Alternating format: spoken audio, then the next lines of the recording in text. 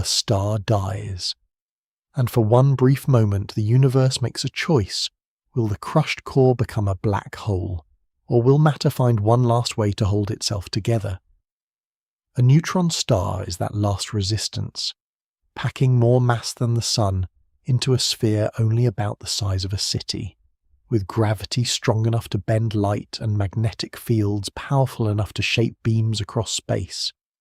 If this calm journey helps make science feel quieter and clearer, a gentle like subscribe or share would help boring space sleepy keep creating thoughtful space stories like this. Thank you for spending your time here. Leave a comment with where in the world you're watching or listening from, what time it is there, and whether this is for sleep, study, or a quiet pause in the day. From here, the story moves inward into the strange remains of a massive star. A neutron star begins as the remaining core of a massive star, but the word star can be slightly misleading, because the object no longer shines by ordinary nuclear burning. It is not a small version of the Sun, and it is not a planet with a hard surface and familiar layers.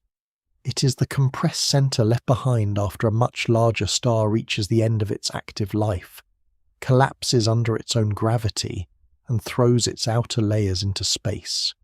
What remains is a body so compact that matter inside it has been pushed into forms that do not appear naturally on Earth, except for moments inside atomic nuclei. This is why neutron stars matter so much in astronomy. They're not only remnants, they are natural laboratories, holding matter under pressure, gravity, and magnetic conditions far beyond normal experience. A typical neutron star contains more mass than the Sun, yet that mass is packed into a sphere only about the size of a large city. This combination is the central fact from which almost everything else follows. Its gravity is intense because so much mass has been concentrated into such a small volume. Its surface is not a surface in the ordinary sense, but the outer boundary of material pressed into an extremely dense crust. Its interior is expected to be dominated by neutrons, the electrically neutral particles usually found inside atomic nuclei, although the deeper structure remains one of the most difficult questions in modern physics. The name neutron star comes from this expectation, not from perfect simplicity. It points to the main ingredient, but it does not settle the entire story. The object is called a star because it is born from a star and can still radiate energy, but its light is residual, rotational, magnetic, or powered by material falling onto it. It is not maintaining itself through the long, balanced process that keeps ordinary stars shining. An ordinary star lives in a kind of balance between the inward pull of gravity and the outward pressure created by hot gas and nuclear fusion. A neutron star is what remains when that balance has failed in the core, and a new, far more extreme balance has taken its place. Gravity has done almost everything it can do without creating a black hole. Matter has been forced inward until a different kind of resistance appears, a resistance tied to the behavior of particles at nuclear density. That resistance can stop collapse, but only under certain conditions. If the leftover core is too massive, even this support is not enough, and the object continues inward toward a black hole. If the mass falls within the right range, the collapse halts as a neutron star. The result is neither a normal star nor a black hole, but a narrow physical state between them. That in-between nature gives neutron stars much of their scientific importance. They mark a boundary where familiar ideas about matter begin to lose their easy meaning. Density is the first concept that has to be handled carefully. In normal matter, atoms are mostly empty space. Electrons occupy regions around nuclei, and the size of an atom is far larger than the tiny nucleus at its centre. In a neutron star, that ordinary arrangement has been crushed. The particles are packed so tightly that atomic structure as it is usually understood cannot survive. This does not mean the object is made of one simple substance all the way through. Near the outside, nuclei may still exist in a distorted and compressed form, surrounded by electrons. Deeper down, the pressure becomes stronger. Neutrons become increasingly dominant, and the distinction between one nucleus and the next loses meaning. The object is therefore simple in outline but complex in detail. From far away, a neutron star may be treated as a compact mass with a radius and a gravitational field. Up close, it becomes a layered object governed by nuclear physics, particle interactions, and conditions that cannot be recreated at full scale in any laboratory. The scale difference is important. A neutron star may be only about 20 kilometers across, but it carries the gravitational influence of something far heavier than any planet. If placed near the Sun in a comparison of mass, it would not look minor. If placed on a map of Earth by size, it would be smaller than many cities. Both statements are true, and together they show why the object is difficult to picture in ordinary terms. The compactness is not a decorative fact. It changes how time, light, heat, and motion behave near the star. Light leaving the surface can be stretched by gravity. Matter falling toward it can accelerate to enormous speed. A small amount of material striking its surface can release more energy than a much larger amount of material would release in less extreme settings. The same compactness also helps explain why neutron stars can rotate rapidly. When the core of a massive star collapses, any original spin can become much faster as the material contracts, much as a rotating body spins faster when its mass moves closer to the axis. Some neutron stars rotate many times each second.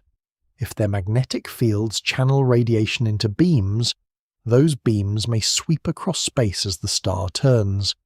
From Earth, such an object can appear to pulse with remarkable regularity. These are pulsars, one of the most important observed forms of neutron stars. A pulsar is not a separate kind of object in origin, but a neutron star whose rotation and emission geometry make its signal detectable as repeating pulses.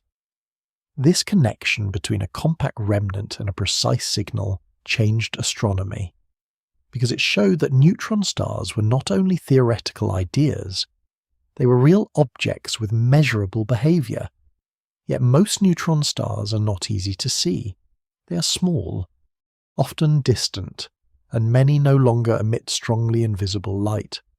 Astronomers detect them through radio pulses, X-rays, gamma rays, gravitational effects on companion stars, or bursts caused by magnetic activity and accretion. Some are isolated. Some orbit other stars.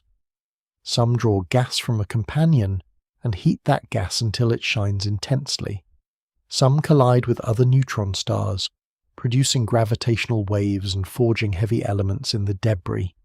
Even before these more dramatic events are considered, the basic object itself is already enough to connect several branches of science stellar evolution, nuclear physics, relativity, plasma physics, and high-energy astronomy. A neutron star is therefore not defined by one feature alone. It is defined by origin, composition, compactness, and behavior. Its origin is the death of a massive star. Its composition is dominated by matter compressed beyond ordinary atoms. Its compactness gives it extreme gravity. Its behavior depends on rotation, magnetism, cooling, and surroundings. This is why a simple answer to the question of what a neutron star is can never remain simple for long. The short answer is that it is the collapsed core of a massive star after a supernova.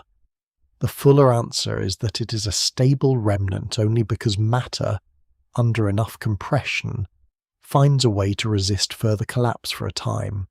That time can be very long. Neutron stars may remain in the galaxy for millions or billions of years, cooling slowly, spinning down, and becoming harder to detect. Their early lives may be bright and energetic, but their later lives can be quiet by comparison, leaving compact dark remnants that still carry enormous gravity. The calm appearance of an old neutron star should not hide the severity of what it is. It is the product of a failed balance inside a massive star, a remnant in which the ordinary architecture of matter has been rearranged by gravity. It's also a scientific boundary marker. On one side are stars, planets, and matter in forms that can be described with familiar atomic language. On the other side are black holes, where collapse passes beyond any visible material surface.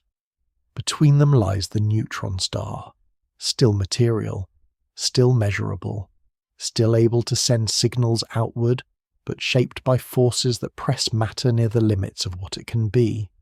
This first understanding is only the surface of the subject.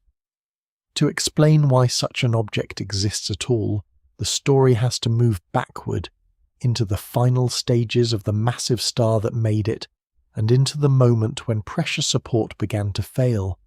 Inside a massive star, collapse does not begin as a sudden event. For most of the star's life, gravity is held in balance by heat and pressure produced in the core, where atomic nuclei join together and release energy. This process is called fusion, and it is the reason a star can remain stable for millions of years while gravity constantly tries to pull it inward. In a star like the Sun, hydrogen fusion is enough to define most of its lifetime. In a much more massive star, the process continues through heavier fuels, because the core becomes hot enough to fuse one element after another. Hydrogen gives way to helium. Helium gives way to carbon and oxygen. Later stages can involve neon, magnesium, silicon, and other elements, each requiring higher temperatures and each lasting for a shorter time than the stage before it.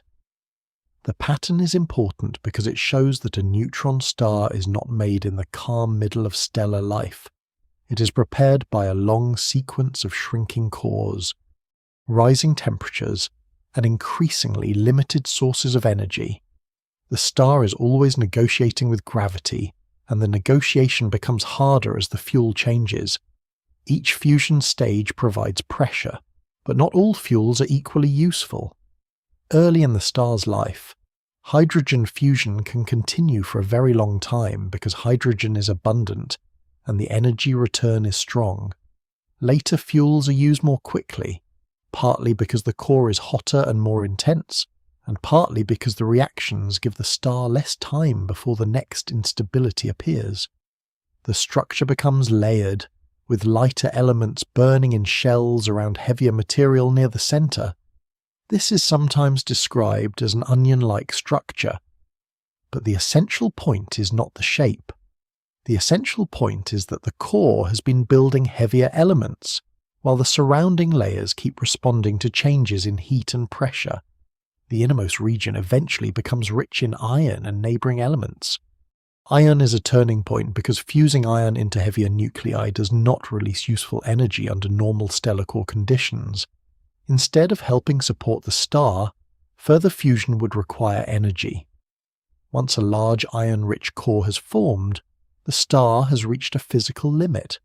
The core can still be hot, it can still be dense, it can still sit under enormous weight from the layers above it, but it no longer has a strong nuclear energy source capable of pushing back in the same way. The balance that held the star up begins to fail at the center. This failure is not simply a matter of the core cooling down, it is a failure of support. In ordinary gas, pressure comes from particles moving and colliding. In the deep core of an evolved massive star, another kind of pressure also matters, called electron degeneracy pressure. This pressure arises from a rule of quantum physics that prevents electrons from all occupying the same state at once. It can support extremely dense matter for a time, even when heat pressure is not enough, but it has limits. As the iron core grows heavier, gravity presses it more strongly. The electrons are forced into tighter conditions. Eventually, the support becomes insufficient. The core passes a threshold, and the inward motion accelerates. two processes make the collapse more severe. First, high-energy light in the core can break apart heavy nuclei, a process called photodisintegration. Instead of providing pressure, energy is absorbed as iron nuclei are split into smaller pieces. Second, electrons can be driven into protons, producing neutrons and neutrinos. This process is called electron capture. It removes electrons that had been helping support the core, and it increases the number of neutrons. The collapse therefore feeds on its own changing conditions. Gravity compresses the core. Compression encourages reactions that reduce support. Reduced support allows faster collapse.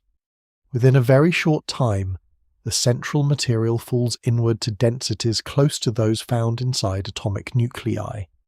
The scale of the motion is difficult because the core is not falling through empty space. It is collapsing into itself. Matter that was spread through a stellar core is driven into a much smaller region, while the layers above are still present and still being pulled inward. At first, the collapse is not stopped by ordinary pressure. The conditions are far beyond those in normal solids, liquids, or gases. Atomic nuclei are squeezed closer together. Electrons are absorbed into protons in growing numbers. Neutrinos are produced in huge quantities, and at first, many escape, carrying energy away. The material becomes increasingly neutron-rich. This is the pathway toward a neutron star, but the formation is not yet complete. A collapsing core must still find a way to halt the inward fall before gravity carries it past the point of no return. The halt begins when the central density becomes comparable to nuclear density. At that point, matter resists further compression much more strongly. The particles cannot simply be pushed together without encountering powerful nuclear forces and quantum limits. The inner core stiffens, the inward motion slows suddenly, and the core rebounds to some degree.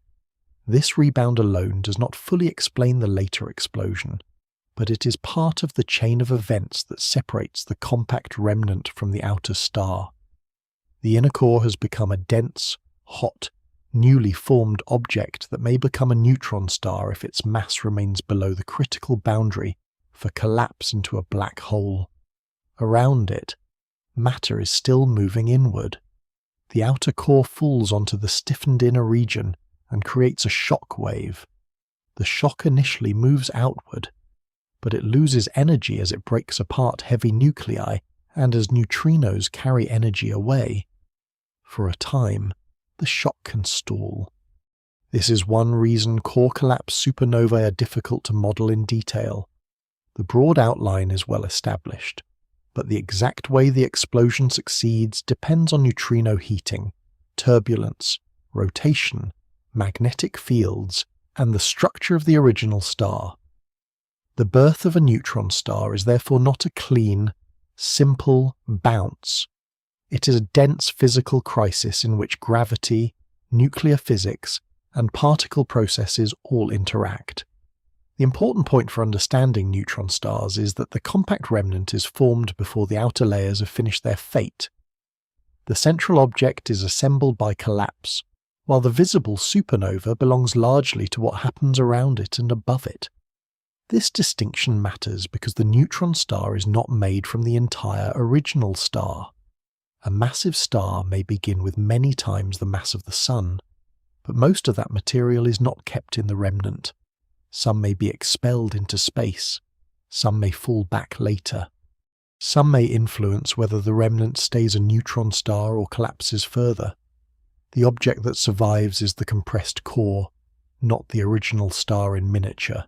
Its mass is determined by the core, by the explosion, and by any material that continues to fall inward after the first collapse. The collapse also explains why young neutron stars can spin rapidly and carry strong magnetic fields. The original core may have rotated only moderately, but as it contracts, its spin can increase because angular momentum is conserved. Angular momentum is the measure of rotational motion, and when the same rotating material is packed into a smaller space, the rotation can become much faster. Magnetic fields can also be compressed and reorganized, so a field that was spread through a large stellar core may become far more intense in the remnant. These features are not added later as separate decorations. They are connected to the same contraction that creates the dense object. A newborn neutron star is therefore hot, compact, rapidly changing, and surrounded by debris from the destroyed outer layers of its parent star. It may send out neutrinos, radiation, and winds of particles.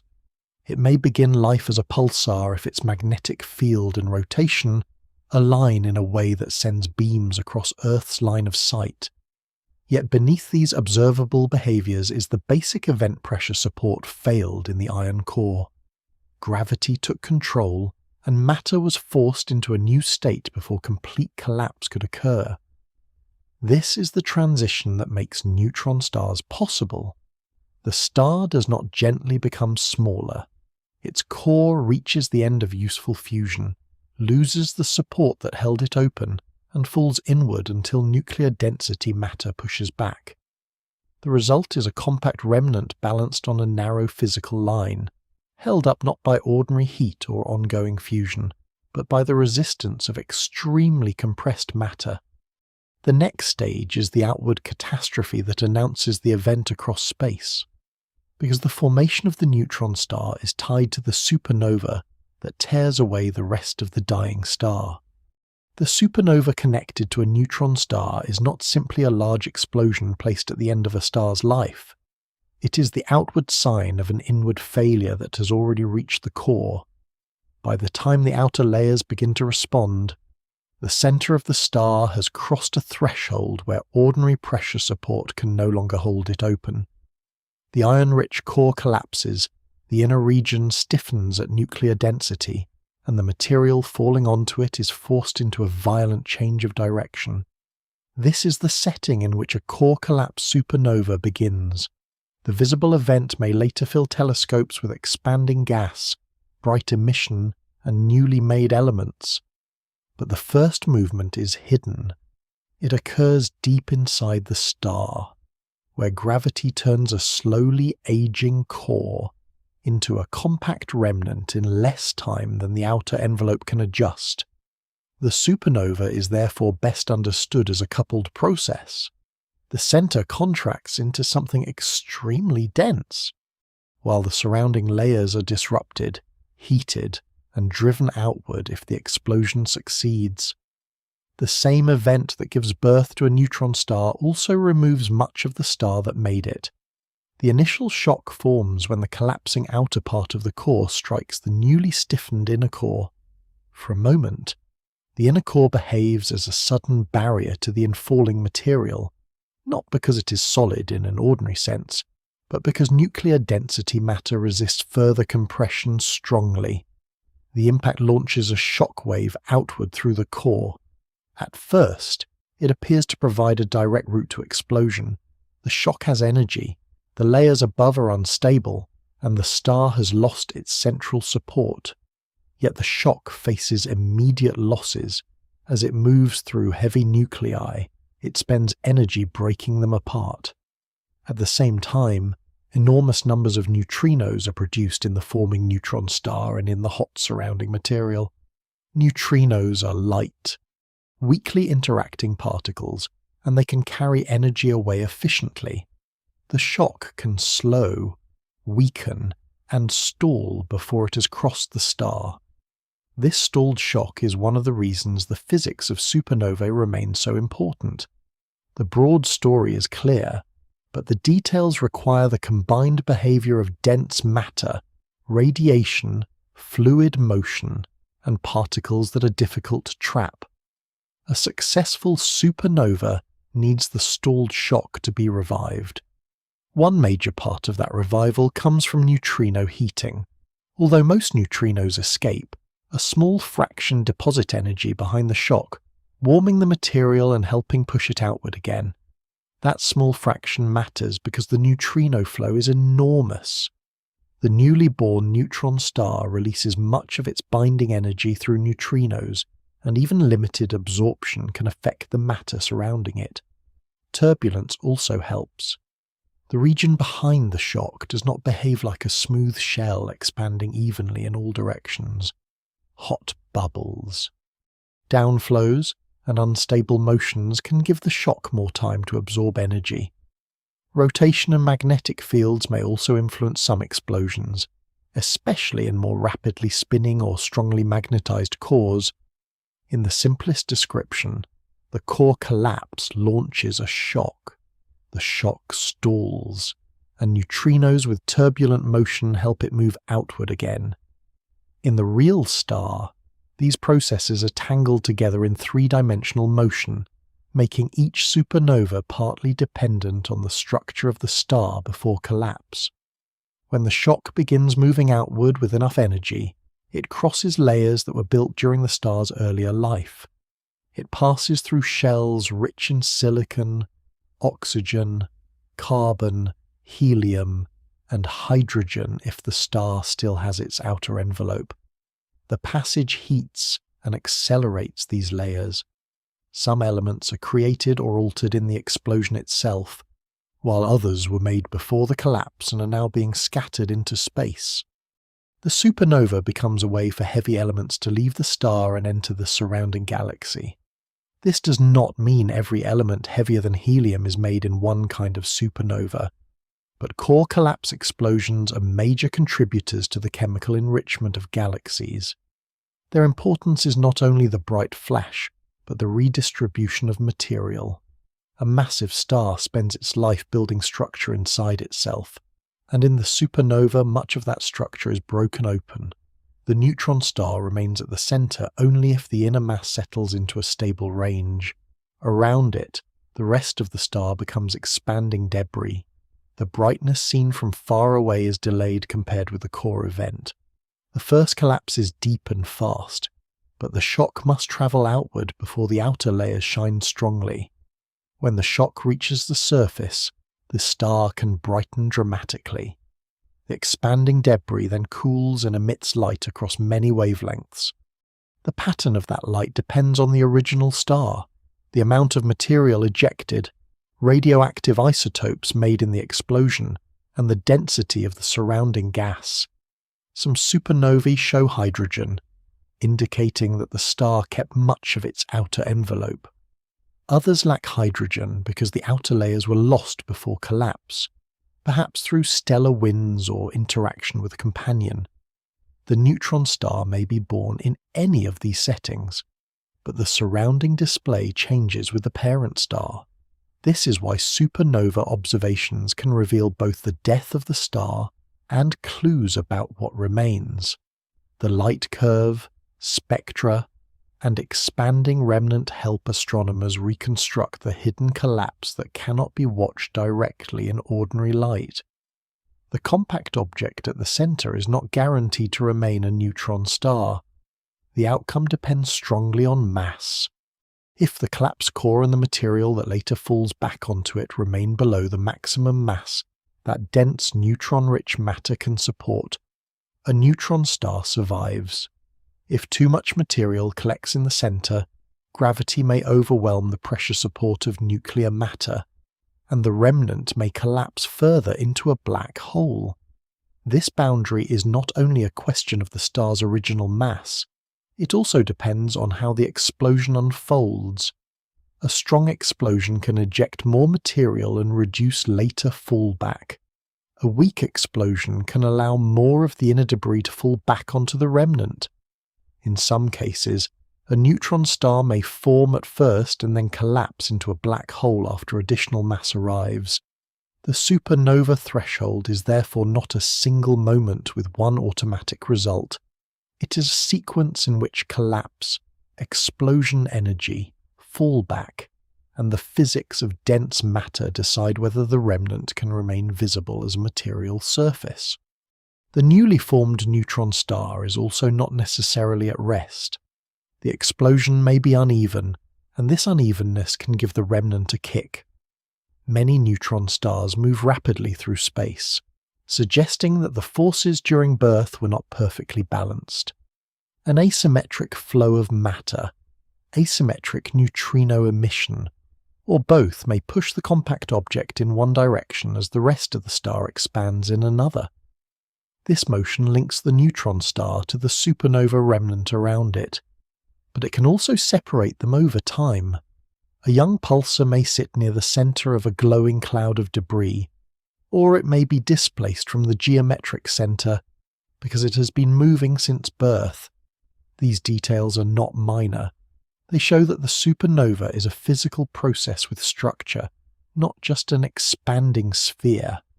The shape of the explosion can leave long-lasting evidence in the speed and direction of the neutron star itself. After the explosion, the remnant continues to change. The ejected gas expands into surrounding space, creating a supernova remnant that can glow for thousands of years as shockwaves heat gas and accelerate particles. At the center, the neutron star cools, contracts slightly, and releases energy in several forms.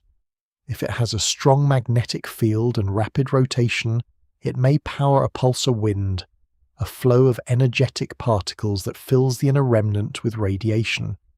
The surrounding material may show filaments, knots, and chemical layers that reflect both the original star and the violence of the explosion. In this way, the supernova preserves a record of the birth event. The outward debris tells one part of the story, while the compact object tells another.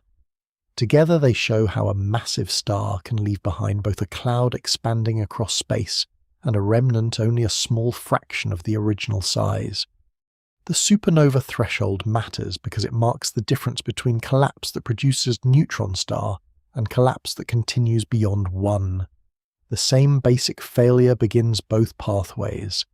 A massive core runs out of useful pressure support, falls inward, and reaches extreme density. What happens next depends on whether the explosion removes enough mass and whether dense matter can hold the remaining core against gravity.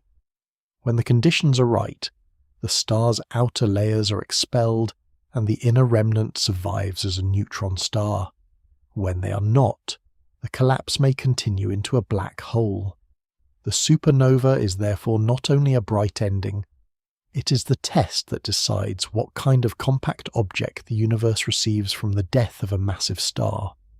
Once that remnant is left behind, the next question becomes why its matter is so unlike ordinary matter, and why compression changes atoms into something much closer in density to atomic nuclei than to anything familiar on Earth. The density of a neutron star cannot be understood by treating it as ordinary matter squeezed a little harder than usual. Ordinary matter has a structure that depends on space inside atoms. Each atom has a small nucleus, made of protons and neutrons, surrounded by electrons that occupy a much wider region. The nucleus contains nearly all the mass, but it takes up only a tiny part of the atom's volume.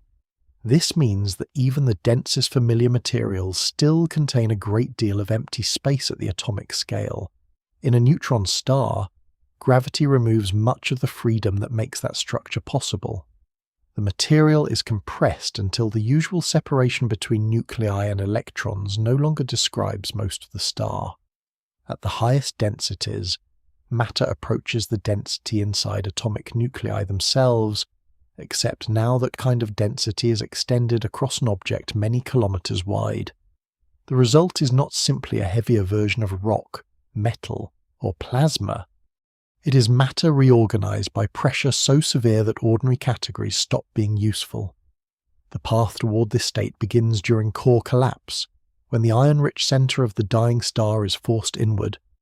As the density rises, electrons are pushed into closer contact with protons. Under these conditions, electron capture becomes energetically favored. An electron and a proton combine to form a neutron, releasing a neutrino. This process does not turn every particle into a neutron in a single instant, and it does not make the forming neutron star perfectly uniform. It does, however, remove many of the electrons that had helped provide pressure support while increasing the neutron-rich character of the matter.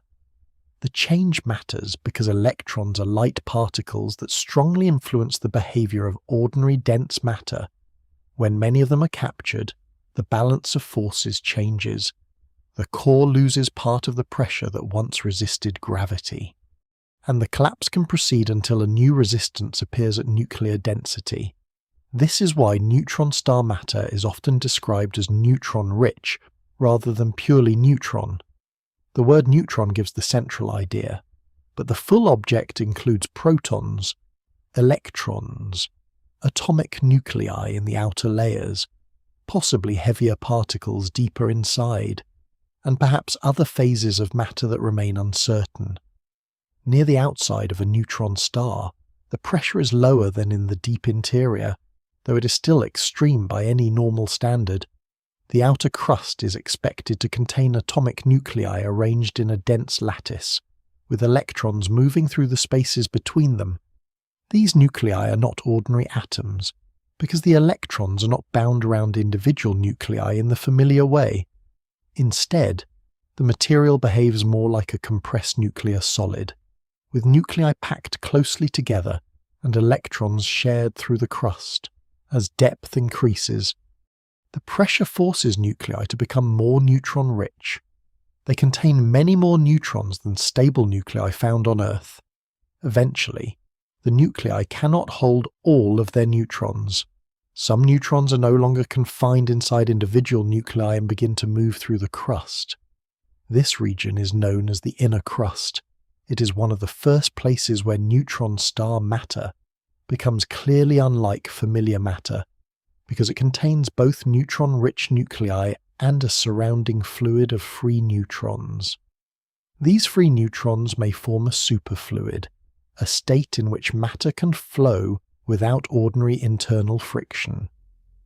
The idea of a neutron superfluid is not speculative in the loose sense. It follows from known quantum behavior of particles under cold, dense conditions, though the exact details inside neutron stars are still studied.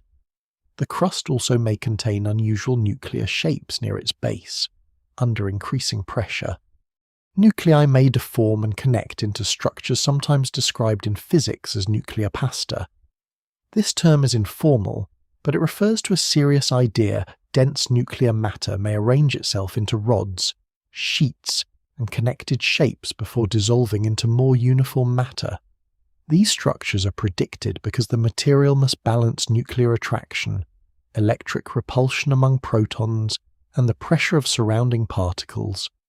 Their importance is not in their shape alone, but in how they may affect the star's crust strength, heat transport, magnetic evolution, and response to cracking or starquakes. Even before reaching the core, the matter inside a neutron star is therefore layered, changing, and physically active. Density is not just a number. It controls what particles can exist, how they move, and how the star stores and releases energy. Deeper inside, the crust gives way to the outer core. Here, individual nuclei are expected to disappear, replaced by a dense fluid dominated by neutrons, with a smaller number of protons, electrons, and possibly muons. Muons are heavier relatives of electrons, and they can appear when the energy conditions make their creation possible. The matter in this region is close to nuclear density, and may be both superfluid and superconducting. Superconducting matter can carry electric current without ordinary resistance, and in a neutron star this may shape how magnetic fields behave beneath the surface. These states are difficult to picture because they are not like familiar liquids. They are quantum states of dense matter, governed by the behavior of particles packed so closely that their identities and interactions determine the large-scale properties of the star. The pressure supporting this material does not come mainly from heat. A young neutron star is extremely hot, but even that heat is not the main reason it resists collapse. Much of the support comes from quantum pressure and the strong nuclear force, which becomes important when particles are pressed close together. This distinction helps explain why neutron stars can remain stable as they cool. They're not held up like ordinary stars by ongoing fusion and thermal gas pressure. They're held up by the resistance of dense matter itself. The deeper core is where uncertainty grows sharper. The density may rise to several times nuclear density, and under those conditions, physics becomes difficult to test directly. Some models suggest that the core remains mostly neutrons, with a small fraction of protons, electrons, and muons. Other models allow more exotic possibilities. Hyperons, which are particles containing strange quarks, might appear. Meson condensates might form. In some conditions, neutrons and protons might break down into deconfined quark matter, where quarks are no longer locked inside individual particles in the usual way. None of these possibilities can be inserted casually as fact. They are hypotheses constrained by observations, nuclear theory, and the measured masses and radii of neutron stars. The reason they remain open is that the center of a neutron star reaches a regime where known particles may rearrange into the lowest energy form available under extraordinary pressure. The star is not choosing between familiar materials. It is exploring the allowed behavior of matter at densities beyond the reach of laboratories. This uncertainty connects directly to the equation of state, a term that describes how matter responds to pressure and density. For neutron stars, the equation of state determines how large a neutron star of a given mass should be, how much mass it can support before collapsing, how it vibrates, how it cools, and how it behaves when two neutron stars merge. A stiffer equation of state means matter resists compression more strongly, often leading to larger radii and a higher possible maximum mass. A softer equation of state allows matter to compress more easily and may lead to smaller radii or earlier collapse. Observations can test these possibilities. Very massive neutron stars show that dense matter must be able to support at least that much mass. Measurements of radii, thermal emission, pulsar timing, gravitational waves, and merger debris all place limits on what the interior can be. Yet the limits are still broad enough that several internal compositions remain possible. The matter is hidden, but its effects reach the surface and the surrounding space-time. This is why density is not merely an impressive feature of neutron stars. It is the central scientific problem they carry. The extreme compactness forces atomic matter into neutron-rich matter. The pressure changes which particles can exist. The crust may be a solid layer of neutron-heavy nuclei and free neutrons. The core may be a quantum fluid with properties that are still being inferred. The deepest region may contain forms of matter that have never been isolated on Earth. At every level, the object remains material, not a black hole, but it is material under conditions that strip away the ordinary architecture of atoms. The result is a remnant that tests nuclear physics under conditions that can be observed only indirectly. What makes the subject powerful is not that all answers are known, but that the basic reason for the density is clear. Gravity removes the space inside atoms, electron capture increases the neutron content, and nuclear forces finally resist further compression. The next question follows from the same compactness: how much mass and how little size can such matter hold before gravity changes the entire behavior of space, light, and the surface of the remnant? A neutron star becomes difficult to understand because its size and mass do not belong together in ordinary experience. A star has great mass partly because it occupies an enormous volume. A neutron star breaks that expectation. Its radius is usually estimated at roughly 10 to 13 kilometers, depending on its mass and the behavior of matter inside it, while its mass commonly lies around 1 to 2 times the mass of the Sun. The exact values differ from object to object, and they are not known perfectly for every neutron star, but the overall scale is clear. A body only a few tens of kilometers across can contain more matter than the Sun. This is not a matter of surface appearance or brightness. It is a direct consequence of the core collapse that formed it, and it is the reason every physical effect near the star becomes extreme. The small radius does not make the neutron star minor. It makes the mass more concentrated, and concentration is what changes the strength of gravity.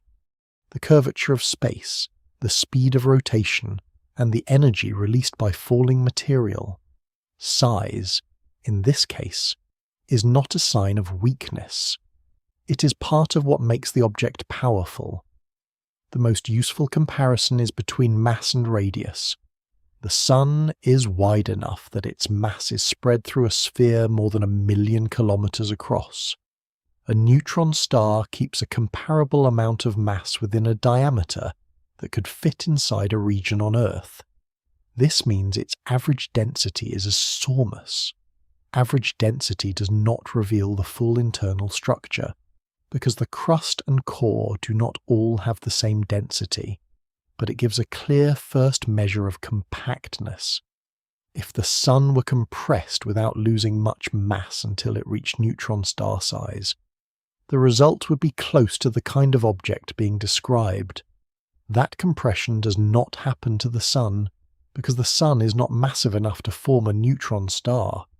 The comparison only shows the scale of concentration. A neutron star is the remnant of a much more massive star, but after the supernova, much of the original material has been expelled. What remains is the core mass that can be held up by dense matter. That core is small not because little material is present, but because the material has been forced into a state where ordinary atomic volume has mostly vanished. The radius of a neutron star is not an easy number to measure. These objects are distant, small, and often observed through radiation shaped by magnetic fields, hot surface regions, or surrounding material. Astronomers cannot simply resolve their surfaces in the way nearby planets can be imaged. Instead, radius estimates come from indirect methods. Thermal emission can suggest the size of the radiating surface, but the signal must be corrected for distance, atmosphere, magnetic field effects, and gravitational bending of light. Pulsars with hot spots can be modelled by watching how brightness changes as the star rotates. Because strong gravity bends light from parts of the surface that would otherwise be hidden. Gravitational wave signals from neutron star mergers also help, because the way the stars deform before merging depends on their compactness. Each method has uncertainties, but together they narrow the possible range. The fact that radius is difficult to measure is itself meaningful. The star is so compact that its surface lies in a strong gravitational field, where the path of light is no longer simple, and where observations must account for general relativity. Mass can sometimes be measured more precisely, especially in binary systems. When a neutron star orbits another star, its gravity controls the timing and motion of the pair. If the system is a pulsar, the regular pulses provide an exceptionally precise clock. Small changes in the arrival times of those pulses can reveal orbital motion, companion mass, and relativistic effects. Some neutron stars in binaries have measured masses near 1.4 times the mass of the Sun, a value common enough to be considered typical. Others are heavier, reaching around 2 solar masses or more. These heavy neutron stars are especially important because they place a lower limit on the strength of dense matter. If a neutron star with about 2 solar masses exists, then the material inside neutron stars must be able to support at least that much mass against collapse. Any model of the interior that becomes too soft at high density, meaning it compresses too easily, may fail to support such objects. The mass is therefore not just a property of a particular remnant, it is a test of matter under conditions that cannot be fully reproduced in laboratories. The small size also affects rotation. A collapsing stellar core carries angular momentum, and when that core contracts to neutron star dimensions, the rotation can become very fast. Some young neutron stars rotate several times each second, while millisecond pulsars rotate hundreds of times each second. These very rapid rotators are usually understood as older neutron stars that have been spun up by accreting material from a companion. Their rotation shows how compactness allows high spin rates, but it also reveals limits. If a neutron star rotates too fast, matter at the equator could no longer remain bound in the same way, and the star would become unstable. The maximum spin rate depends on the mass, radius, and equation of state. Rotation is therefore another place where size and mass become more than simple measurements. They shape what the object can do over time. The relationship between mass and radius also determines surface gravity and escape speed. Escape speed is the speed needed for an object to leave the gravitational field without further propulsion. Near a neutron star, this speed becomes a large fraction of the speed of light. That fact changes the behavior of gas, radiation, and particles near the surface. Material falling from a companion star can release enormous energy as it descends into the deep gravitational well. Radiation leaving the surface loses energy as it climbs outward, a process called gravitational redshift. The more compact the star is, the stronger this effect becomes. The same compactness bends light, so an observer far away may receive radiation from more than half of the star's surface. This bending changes the shapes of pulse signals from hotspots and must be included in models. With a neutron star, relativity is part of the basic description, not a small correction. There is another important point hidden inside the scale. A neutron star is not as compact as a black hole. It has a material surface, even if that surface is nothing like a familiar solid boundary. Its radius is larger than the radius at which an event horizon would form for the same mass. This separation is what allows radiation to escape from the surface, and what allows matter to strike the star rather than disappear beyond a horizon. Yet the neutron star can lie close enough to that boundary that the distinction becomes physically sharp. A slightly more massive remnant, or one with matter that cannot provide enough pressure, may continue collapsing. The neutron star is therefore a compact object that has not crossed into black hole conditions. It remains visible in principle because dense matter has halted the collapse before an event horizon forms. This makes its size and mass scientifically valuable. They show how close matter can come to gravitational collapse, while still remaining matter that can send information outward.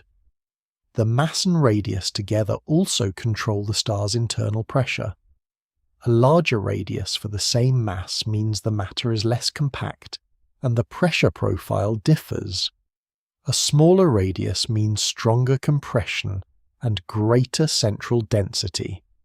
Because the deep core cannot be observed directly, scientists use possible mass and radius combinations to test the equation of state. A neutron star of a given mass cannot have just any radius. The allowed radius depends on how dense matter responds when squeezed. If observations show that neutron stars of certain masses have relatively large radii, that favours stiffer matter. If they show smaller radii, that favours softer matter, though the interpretation must still fit the known maximum masses. No single measurement solves everything. Distance uncertainties, surface emission models, magnetic fields, and merger physics all influence the data. Still, the overall goal is clear. By measuring how much mass is packed into how little space, astronomy can infer the properties of matter at densities beyond normal nuclear experiments. This is why neutron star scale is never just a comparison meant to impress. The radius tells where the surface lies, the mass tells how strongly gravity pulls. The ratio between them tells how compact the object is, how strongly it bends light, how much energy falling matter can release, and how close the star may be to the limit of stability. Pulses, X-rays, orbital timing, bursts, merger waves, and cooling patterns all carry traces of mass and radius. From these traces, the neutron star becomes measurable even when it cannot be imaged as a resolved sphere.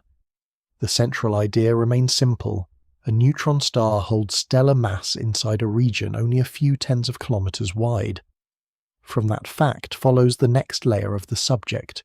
If so much mass is concentrated so tightly, then gravity near the surface must be unlike gravity on any ordinary world, and the behavior of matter falling, resting, or emitting light there must be considered under that extreme pull. Gravity at the surface of a neutron star follows directly from the compactness described before, but it deserves separate attention because it shapes nearly every visible behavior of the object. The force is not extreme because the neutron star has more mass than every other star. Many ordinary stars are far more massive. It is extreme because more than a solar mass is concentrated into a radius of only a few tens of kilometers. Surface gravity depends on both mass and distance from the center. When the surface lies so close to so much mass, the pull becomes far stronger than anything found on planets, moons, or ordinary stellar surfaces. Near a neutron star, gravity becomes one of the main forms of physics. It controls the height of the atmosphere, the speed of falling matter, the way light leaves the surface, the stability of the crust, and the energy released when surrounding material is drawn inward. This is why surface gravity is not just a dramatic detail. It is the condition that links the star's size and mass to what can actually be observed from far away. On Earth, gravity is gentle enough that mountains can stand, oceans can move slowly, and gas can extend upward through a broad atmosphere. On a neutron star, the situation is different. Any material on the surface is pulled downward with such strength that large irregularities cannot remain high. The crust may be solid in a specialized nuclear sense, and it may be extremely strong compared with ordinary materials, but the gravity is so severe that the tallest possible surface features are expected to be very small by everyday standards. The atmosphere, if present, is compressed into a thin layer. It may be only a few centimeters thick in some models, depending on temperature, composition, and magnetic field. This thinness does not make it unimportant. Radiation passing through that layer can carry information about surface temperature, chemical composition, and gravity. But it shows how strongly the star suppresses ordinary vertical structure. Matter has very little freedom to sit above the surface. Gravity pulls it downward, pressure rises sharply with depth, and the transition from atmosphere to crust happens over a scale far smaller than on ordinary worlds. The same gravitational field changes what it means for matter to fall. Around a neutron star in a binary system, gas can be pulled away from a companion star. This gas often forms an accretion disk, a rotating flow that gradually moves inward as friction and magnetic processes remove angular momentum. By the time the gas reaches the neutron star, it has fallen through an enormous difference in gravitational energy. When it strikes the surface, or is guided along magnetic field lines toward the magnetic poles, that energy becomes heat and radiation. This is why accreting neutron stars can shine strongly in X-rays. The radiation does not require nuclear fusion in the way ordinary starlight does. It can come from gravitational energy released as matter falls. A small amount of gas can produce a large amount of radiation, because the surface lies so deep in the gravitational field. This also separates neutron stars from black holes in an important observational way. A black hole has no material surface outside its event horizon, so matter can disappear beyond the horizon after heating in the surrounding disk. A neutron star has a surface. Falling matter must eventually strike it. Unless it is expelled by radiation, magnetic fields, or rapid rotation before impact. That surface impact can produce bursts, hot spots, and persistent emission. In some systems, accreted hydrogen and helium build up on the surface until pressure and temperature allow sudden nuclear burning. These events are observed as thermonuclear X-ray bursts. The gravity of the neutron star makes this possible by compressing the accreted fuel into a thin, dense layer. The burst is not the collapse of the star itself, it is a surface event, but one made intense by the same gravitational pull that confines matter so strongly. Surface gravity also affects light. In general relativity, gravity is not only a force pulling objects downward, it is connected to the curvature of space-time, and near a neutron star that curvature is strong. Light leaving the surface loses energy as it climbs away. This effect is called gravitational redshift. Radiation that begins at one wavelength near the surface is received at a longer wavelength by a distant observer. The amount of redshift depends on the compactness of the star, meaning the relation between mass and radius. If astronomers can identify spectral features from the surface and measure how much they have been shifted, they can gain clues about the star's gravity, mass, and radius. This is difficult because surface spectra are affected by temperature, magnetic fields, atmosphere composition, and rotation. Still, the principle is important. The light does not leave a neutron star unchanged. It carries the imprint of the gravitational field it has climbed through. Gravity also bends the path of light. On an ordinary world, only a small part of the surface is visible at one time because light travels nearly straight lines for practical purposes. Around a neutron star, light from the far side can be curved enough to reach an observer. This means more than half of the surface may be visible at once. The effect changes the pulses seen from rotating hotspots. If a hot region rotates in and out of view, its brightness variation is softened by gravitational bending, because the region can remain partly visible even when it has moved around the side. By modelling this effect, astronomers can estimate the compactness of certain pulsars. The process is delicate, but it makes the strong gravity useful. It turns the shape of the pulse into a measurement tool. The pulse is not only a clock, it is also a record of how light travels near dense matter. Another consequence is the high escape speed. To leave the surface of a neutron star, matter or radiation must overcome a gravitational field so strong that the required speed becomes a large fraction of the speed of the light. This does not prevent light from escaping if the star is still outside the black hole limit, but it shows how close the object lies to more severe collapse. Particles lifted from the surface require enormous energy. Gas falling inward is hard to stop once it has come close. Radiation pressure, magnetic fields, and rotation can drive winds or jets in some systems, but these outflows must operate against a deep gravitational pull. The balance between inflow and outflow can determine whether a neutron star grows in mass, spins up, produces bursts, or pushes material away. Surface gravity is therefore active in the long-term evolution of the star, especially in binary systems where material continues to arrive after the supernova. The crust itself is shaped by this pull. Under normal conditions, a crust might be described by its material strength, temperature, and composition. On a neutron star, the weight of overlying layers becomes immense almost immediately below the surface. Pressure increases rapidly with depth, driving matter through the sequence from compressed nuclei to neutron-rich material and then toward the inner crust. The gravity helps maintain this pressure gradient.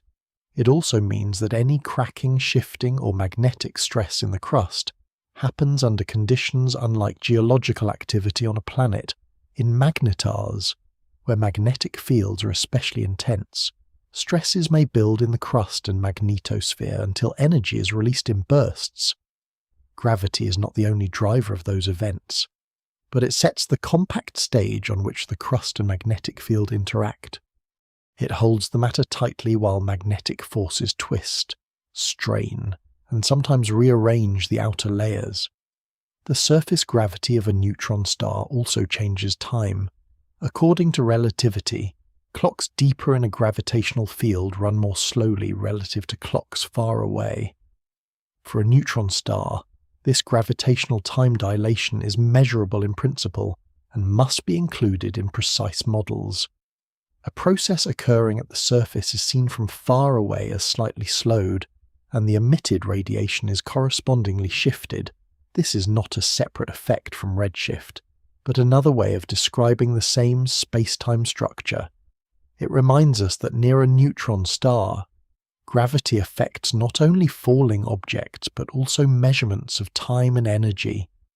The star remains material, but it lives in a relativistic environment. Any complete description of surface emission, rotation, bursts, or orbital motion must account for that environment. Even so, the concept can be kept simple. The surface gravity is extreme because the mass is large and the radius is small. From that fact follow the compressed atmosphere, intense infall energy, red-shifted light, bent light paths, high escape speed, and heavy pressure on the crust. Each effect is a different expression of the same compactness. None requires the neutron star to be mysterious in a vague sense. The known physics of gravity, nuclear matter, and relativity already explains why the surface behaves so differently from ordinary surfaces. The remaining difficulty lies in measuring the details precisely enough to connect observations back to the star's mass, radius, and interior structure. Gravity gives the neutron star its severe boundary conditions, but it is not the only field that defines the object. Many neutron stars also carry magnetic fields far beyond those of ordinary stars, and in some cases magnetism becomes the feature that controls how the star is seen across space. A neutron star's magnetic field is not separate from its birth. It is carried into the remnant by the collapsing core, and then intensified as the same magnetic flux is squeezed into a much smaller surface area. Magnetic flux describes how much magnetic field passes through a region, and when a stellar core contracts from thousands of kilometers across to only a few tens of kilometers across, the field can become enormously stronger without needing an outside source.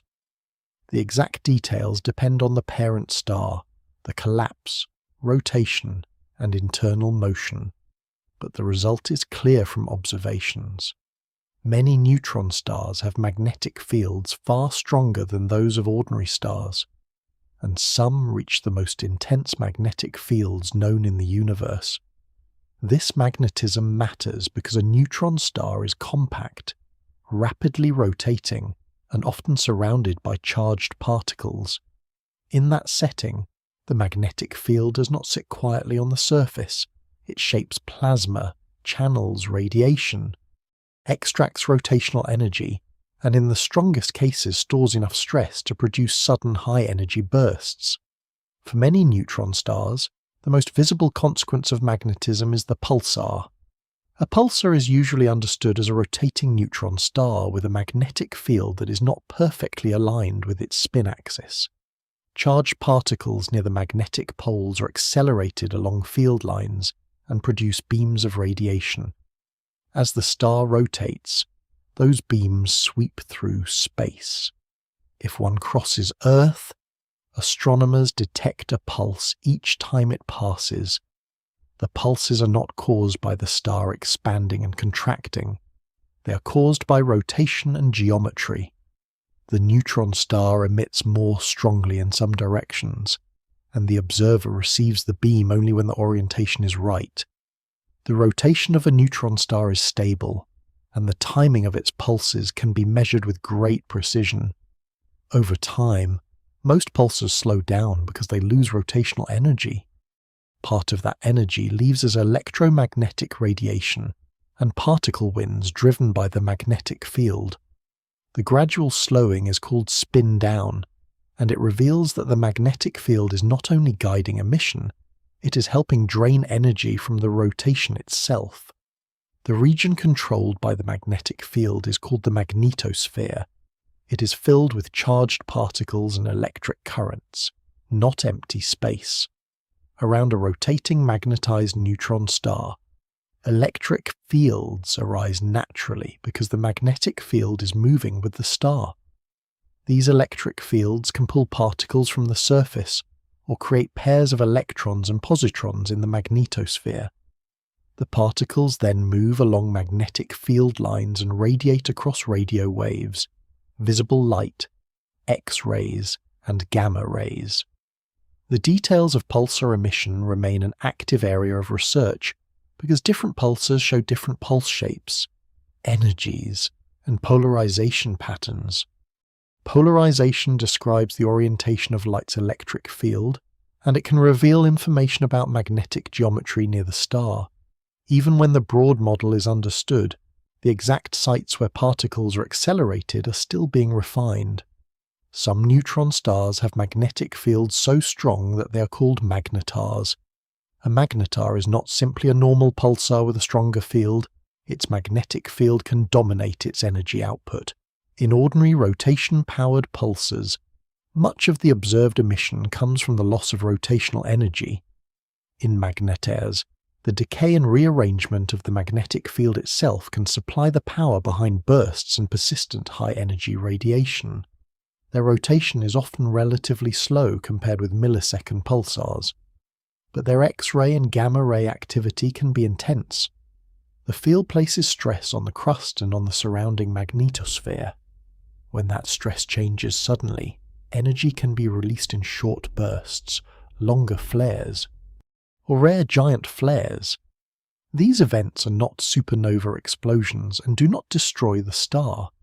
They are magnetic and crustal disturbances in an object whose outer layers are already under extreme gravity and pressure. The strength of magnetars shows that neutron stars are not defined by density alone. Magnetic energy can become one of the main ways the object announces itself. The origin of magnetar fields is still studied.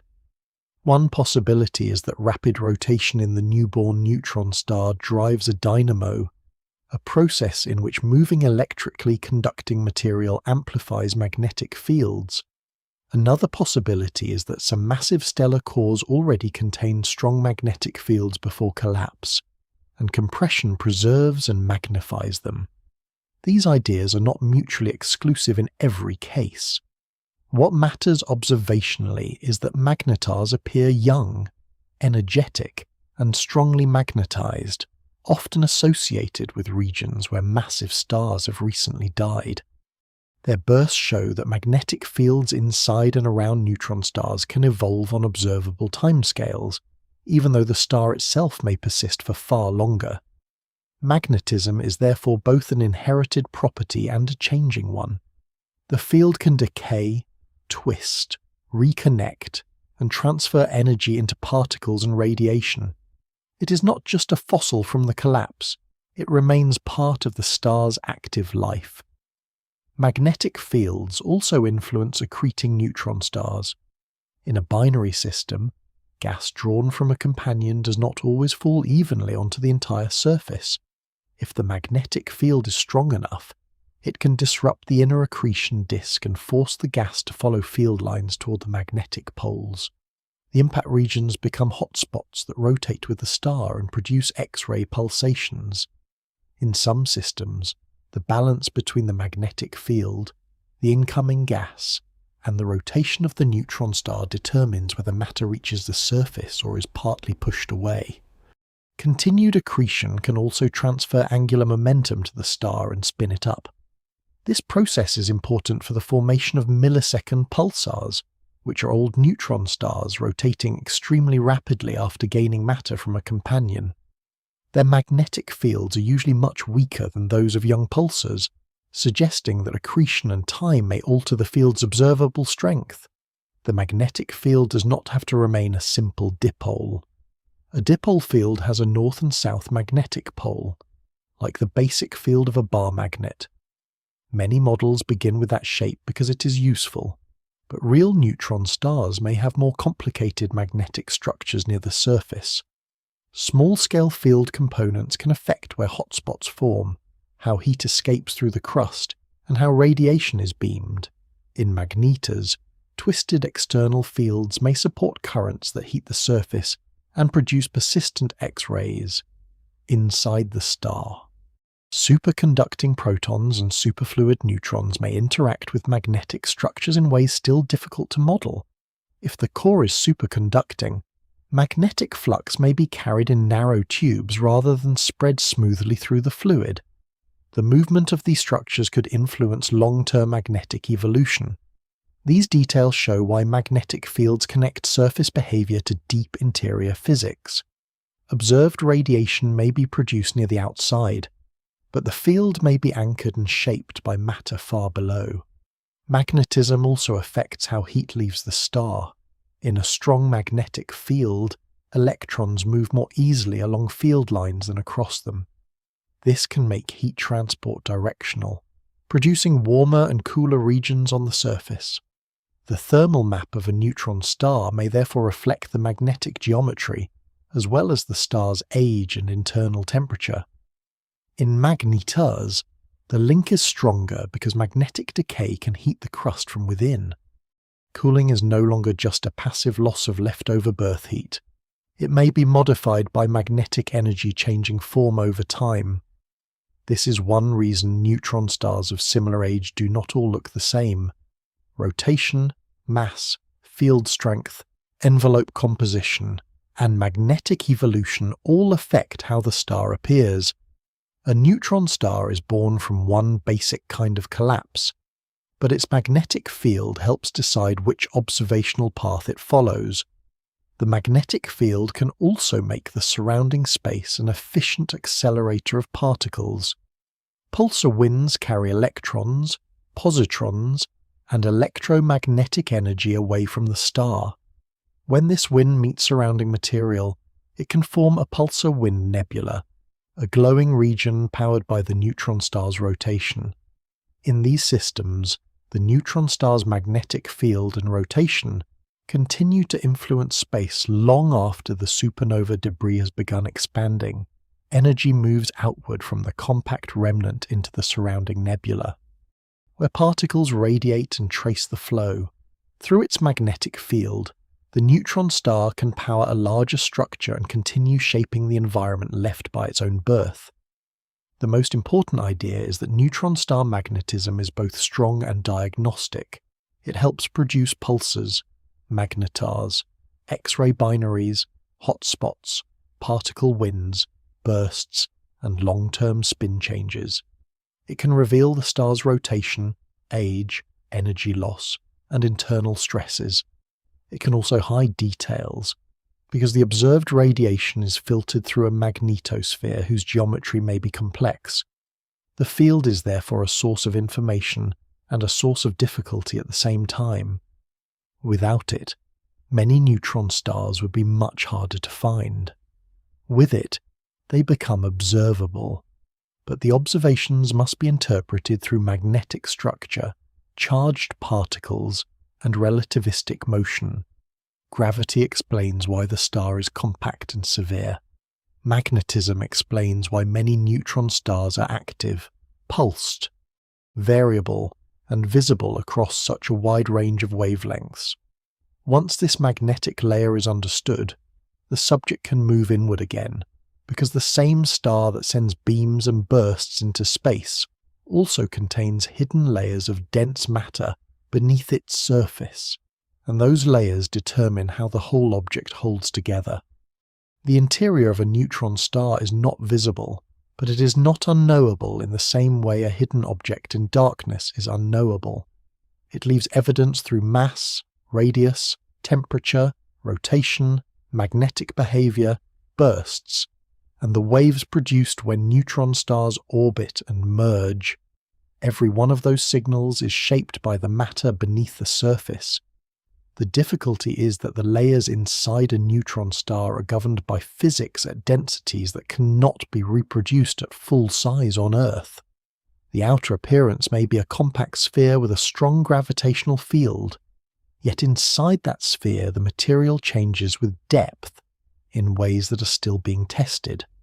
A useful way to understand the interior is to move inward slowly, beginning with a thin atmosphere and crust, then passing through the inner crust, the outer core, and finally the deeper core, where the greatest uncertainty remains.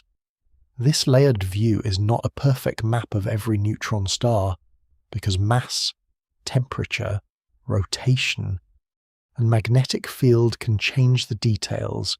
It is, however, the clearest structure available from current theory and observation. Near the surface, there may be a very thin atmosphere. In many neutron stars, it is expected to contain light elements such as hydrogen or helium, if those elements have been supplied by fallback after the supernova or by later accretion from a companion. In other cases, heavier elements may dominate. The atmosphere is important because radiation escaping from the star must pass through it before reaching space. Its composition changes the observed spectrum, and the spectrum affects estimates of temperature and radius. Beneath that atmosphere lies the outer crust. Here, matter is arranged as neutron-rich atomic nuclei embedded in a sea of electrons. The nuclei are pressed into a dense lattice, not because the material is cold and ordinary, but because the pressure confines charged particles into an ordered structure. The electrons are not attached to individual atoms in the familiar sense. They move through the crust and help determine its pressure and conductivity. The crust may be only a small fraction of the star's radius, but it matters because it can store stress, conduct heat, anchor magnetic fields, and produce sudden changes in rotation or bursts when it shifts. Deeper in the crust, the nuclei become more neutron-rich as pressure rises. There is a limit to how many neutrons can remain bound inside nuclei. Once that limit is crossed, free neutrons begin to drip out into the spaces between nuclei. This region is called the inner crust. It contains a mixture of neutron-rich nuclei, electrons, and free neutrons. The free neutrons may form a superfluid, which means they can move in a coordinated quantum state with almost no ordinary friction. This behavior helps explain glitches in some pulsars. A glitch is a sudden small increase in rotation rate, followed by gradual recovery. One explanation is that the superfluid inside the star can rotate differently from the crust for a time, storing angular momentum. When interactions suddenly transfer some of that angular momentum to the crust, the observed rotation changes.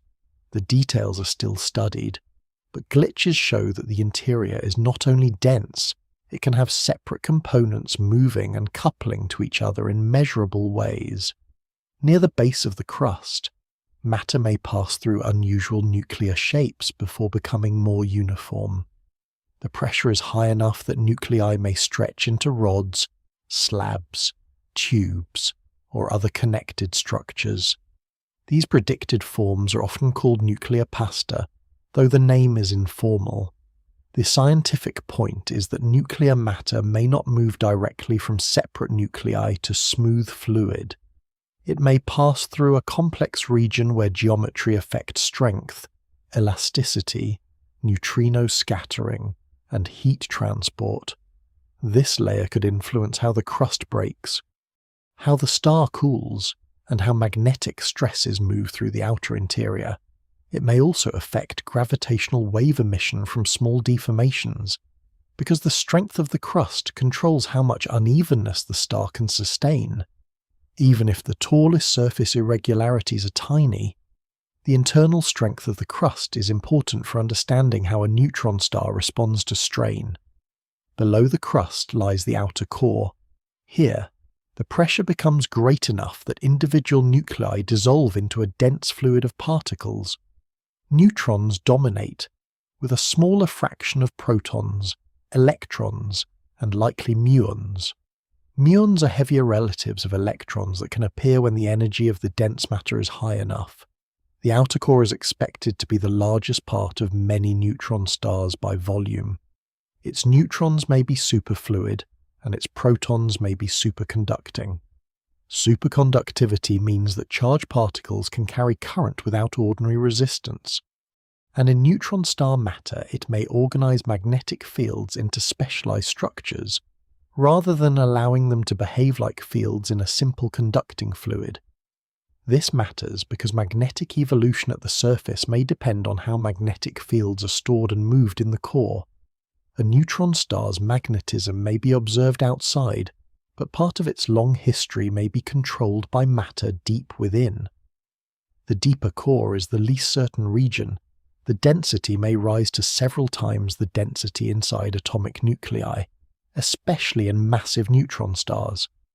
At those pressures, it is not known whether matter remains mainly a fluid of neutrons, protons, electrons, and muons, or whether new particles and phases appear. Hyperons may become possible. These are heavier particles related to protons and neutrons, containing strange quarks. Meson condensates are another possibility, in which certain particles collect into a shared quantum state. There is also the possibility of quark matter, where quarks are no longer confined inside individual protons and neutrons in the usual way. Each idea must face the same observational constraint. Neutron stars with about twice the mass of the Sun exist, so any proposed core material must still allow the star to support that much mass. Some exotic phases can soften the equation of state, making matter easier to compress, and that can make it harder to support heavy neutron stars. This does not rule out all such phases, but it narrows the allowed possibilities. The equation of state connects the hidden interior to the measurable star.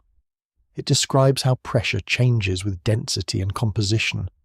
If the matter is stiff, the star tends to have a larger radius for a given mass and can support more mass before collapsing.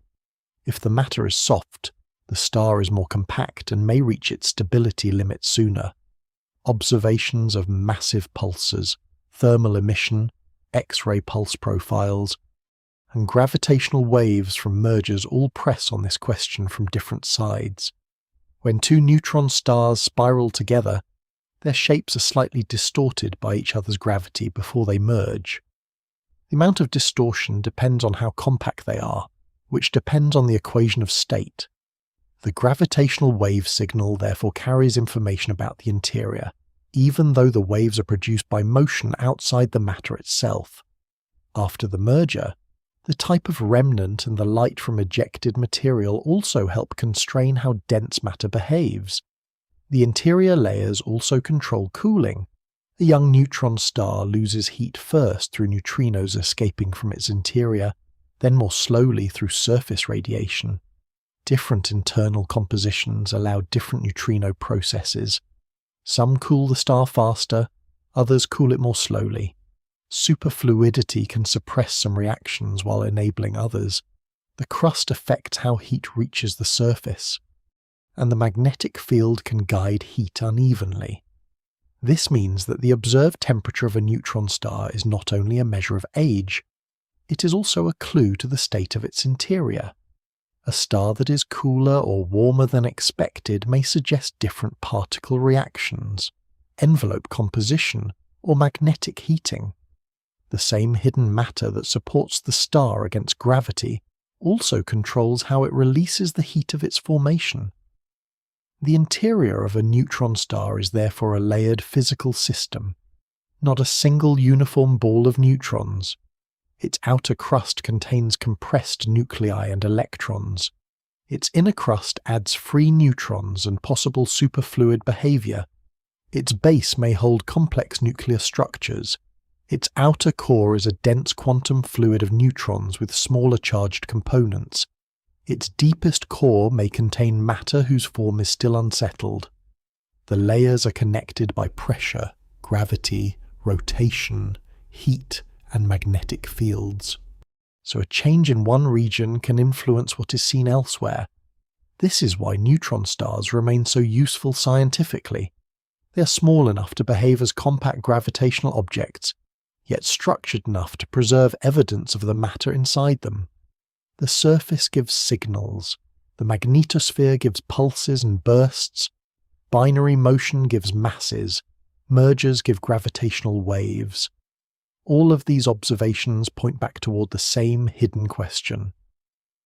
What forms can matter take when it is compressed beyond the boundary of ordinary nuclei, but not yet lost behind an event horizon? Neutron stars are born through a related process, but they do not all live the same kind of observable life. Once the collapsed core has formed, its later behavior depends on rotation, magnetic field strength, surrounding material, age, and whether it remains alone or belongs to a binary system. These differences create several families that are not always separate in origin, but are useful because they describe how neutron stars appear and evolve. An isolated young neutron star may first reveal itself as a pulsar. A strongly magnetized one may behave as a magnetar. A neutron star in a close binary may pull gas from a companion and shine in X-rays. Two neutron stars in orbit around each other may slowly lose energy through gravitational waves until they merge. An older neutron star may cool and fade until it becomes difficult to detect at all. The same basic remnant can therefore take several observational forms. The family name usually tells how the star is being powered or how it is being observed, rather than describing a completely separate kind of birth. The most familiar family is the pulsar. A pulsar is a rotating neutron star whose radiation is received as regular pulses because its emission beams sweep across Earth. The pulse period can range from fractions of a second to several seconds for many ordinary pulsars, while the fastest known pulsars complete hundreds of rotations each second. The key point is that the pulses do not mean the star itself is physically swelling and shrinking. They're caused by rotation, magnetism, and viewing angle. The magnetic field organizes charged particles around the star, and those particles produce radiation that is stronger in some directions than in others. When the beam passes across the observer, a pulse is recorded.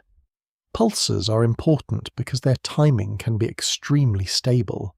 Small changes in that timing reveal spin down, orbital motion, companion masses, relativistic effects, and sometimes sudden glitches. In this way, a pulsar becomes both an object of study and a measuring instrument. Its regular signal allows astronomers to detect details that would otherwise remain hidden. Many pulsars gradually slow as they lose rotational energy. The rate of slowing helps estimate the strength of the magnetic field and the approximate age of the object. Though these estimates are not always simple, a young pulsar can power a surrounding wind of energetic particles, while an older pulsar may become fainter as its rotation weakens and its emission geometry changes. Another family is the magnetar, defined by an extremely strong magnetic field. Magnetars are usually observed through X-rays and gamma rays, often with bursts that indicate sudden magnetic activity. Their rotation periods are commonly slower than those of many ordinary pulsars, but their energy output cannot be explained mainly by rotational spin-down. Instead, the magnetic field itself is the major energy source. As the field evolves, stresses can build in the crust and magnetosphere. When those stresses rearrange, the star may release energy in short bursts or in rarer giant flares. Magnetars show that neutron stars can be powered by more than one reservoir. A rotation-powered pulsar spends its spin energy. An accreting neutron star releases gravitational energy from falling matter. A magnetar releases magnetic energy stored in and around the star. These categories can overlap in some details, but the dominant energy source helps define the family. Magnetars also connect the outside of the neutron star to its interior, because the field may be anchored below the crust and shaped by dense matter that cannot be observed directly. A quieter group consists of thermally emitting isolated neutron stars. These objects may not show strong radio pulses, or their beams may not cross Earth. Some are detected mainly through soft X-ray radiation from their cooling surfaces. They are important because they may offer a more direct view of the star's temperature, atmosphere, magnetic field, and radius than highly active systems do. Even so, interpretation remains difficult. The observed temperature depends on surface composition, magnetic field strength, distance, and the way light is bent by gravity. A neutron star that appears quiet is not necessarily simple. It may be old enough that its rotation and magnetospheric activity have weakened, or it may be oriented so that its pulses are missed. It may still carry a strong magnetic field, still cool from within, and still contain superfluid layers that influence subtle timing or thermal behavior. This family reminds us that many neutron stars may exist unseen, because without favorable emission, nearby material, or a beam aimed in the right direction, a compact remnant can be hard to detect. Binary neutron stars form another important class. In these systems, a neutron star orbits another compact object, often another neutron star, though some systems contain a white dwarf or a normal star. When two neutron stars orbit each other closely, they emit gravitational waves and slowly lose orbital energy. The orbit tightens over time. If the system is compact enough, the stars eventually merge. Before that happens, pulsar timing can provide precise tests of gravity. A famous type of system is a double neutron star binary, in which at least one member is a pulsar. The pulses arrive slightly earlier or later as the star moves in its orbit, and careful timing reveals how the orbit changes. These systems show that neutron stars are not always solitary remnants drifting after a supernova. They can remain bound in pairs, survive multiple stages of stellar evolution, and become laboratories for relativity. Their final mergers are especially important because they produce gravitational waves, eject neutron-rich material, and help create heavy elements through rapid neutron capture. Accreting neutron stars are shaped by material from a companion. If a neutron star orbits close enough to another star, gas can flow toward the compact object and form an accretion disk. The inner disk becomes hot, and the falling material releases gravitational energy. These systems often shine strongly in X-rays. If the neutron star's magnetic field channels the gas toward its magnetic poles, the emission may pulse. If hydrogen and helium collect on the surface, they may ignite in sudden thermonuclear X-ray bursts. If accretion continues for a long time, it can spin the neutron star up, producing a millisecond pulsar after the accretion phase weakens or ends. This evolutionary path is called recycling, because an old neutron star can regain rapid rotation through matter transferred by a companion. The result is not a young neutron star, but an old one with renewed spin. Many millisecond pulsars are found with white dwarf companions, which fits the idea that the donor star lost mass and evolved while spinning up the neutron star. This class shows how environment can reshape a remnant long after its supernova birth. There are also transitional systems that move between categories. Some neutron stars switch between accretion-powered X-ray emission and rotation-powered radio pulsar behavior. These systems are valuable because they show that the boundary between families can be dynamic. A neutron star may be rotation-powered when little gas reaches it, then accretion-powered when material from a companion moves inward. The magnetosphere can expand or contract depending on the incoming flow. The same object may therefore appear to belong to different families at different times. This does not make the classification useless. It makes it more realistic. Neutron stars are physical systems with changing energy sources, not fixed labels. Their observed category can depend on the present balance between rotation, magnetism, accretion, and cooling. Even ordinary isolated neutron stars may pass through stages. A young object may begin as a bright pulsar, slow over time, become less active, cool, and eventually fade into a population that is difficult to count. Classification also depends on detection method. Radio telescopes reveal many pulsars, but not those whose beams miss Earth or whose emission is absorbed. X-ray telescopes reveal hot surfaces, accretion, and magnetar activity.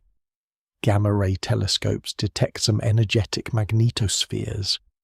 Gravitational wave observatories reveal merging pairs. Optical observations can show companions, supernova remnants, or faint surface emission in rare cases. Each method selects a different part of the neutron star population. A family described by observation may therefore reflect both the star's nature and the limitations of the instrument. The known families are the detected portion of a broader population shaped by birth conditions and later evolution. The family structure of neutron stars shows how one kind of compact remnant can produce many behaviors. Rotation creates pulsars. Extreme magnetic fields create magnetars. Binary companions create accreting systems and recycled millisecond pulsars. Close compact pairs create gravitational wave sources and merger remnants. Cooling creates faint, isolated objects. These are not unrelated phenomena. They are different expressions of a small, dense star responding to its own spin, field, age, and environment. The value of the classification is that it gives order without pretending that the order is complete. Some neutron stars sit cleanly in one group. Others bridge several. Some may remain unknown because their signals are weak or misdirected. Once the main families are understood, the next question is how all of them change with time, because every neutron star, whether active or quiet, begins extremely hot and then gradually releases the heat left from its violent formation. A neutron star is born extremely hot, but it does not stay that way. In the first moments after core collapse, the newly formed remnant contains heat left by compression, particle reactions, and the violent formation process itself. Its interior temperature is far beyond the temperature of ordinary stars, yet this heat is not what holds the object up against gravity. The star is supported mainly by the pressure of dense matter, so it can cool without losing its basic structure. Cooling is therefore not a collapse of the neutron star. It is the gradual loss of thermal energy from a compact remnant that has already found a new form of balance. The process begins quickly by astronomical standards and then slows into a long decline. A young neutron star first releases most of its energy through neutrinos, which escape from the hot interior more effectively than ordinary light. Later, as the star becomes less efficient at losing energy through neutrinos, surface radiation becomes more important. Over time, the object fades, not because it has run out of fuel in the normal stellar sense, but because it is losing the stored heat of its birth, and because energy supplied by rotation, magnetism, or accretion may also weaken or change. Neutrino cooling dominates the early life. Neutrinos interact only weakly with matter, so once the star is transparent enough to them, they can carry energy out from deep regions that light cannot easily reach. During the supernova and immediately afterward, neutrinos remove an enormous amount of energy from the forming remnant. In the following years and centuries, neutrino emission from the interior remains an important cooling channel. The exact rate depends on what reactions are allowed inside the star. Some neutrino processes are relatively slow. Others can be much faster if the density and particle composition permit them. One important example is direct Oerker cooling, a set of reactions involving neutrons, protons, electrons, and neutrinos that can remove heat rapidly if the proton fraction in the core is high enough. If direct Oerker reactions are not allowed, modified processes involving an additional particle may operate more slowly. These names are technical, but the underlying point is simple. The composition of the core controls how efficiently the star can lose heat. A neutron star that cools unusually fast may be revealing something about its internal particles and the density at which they appear.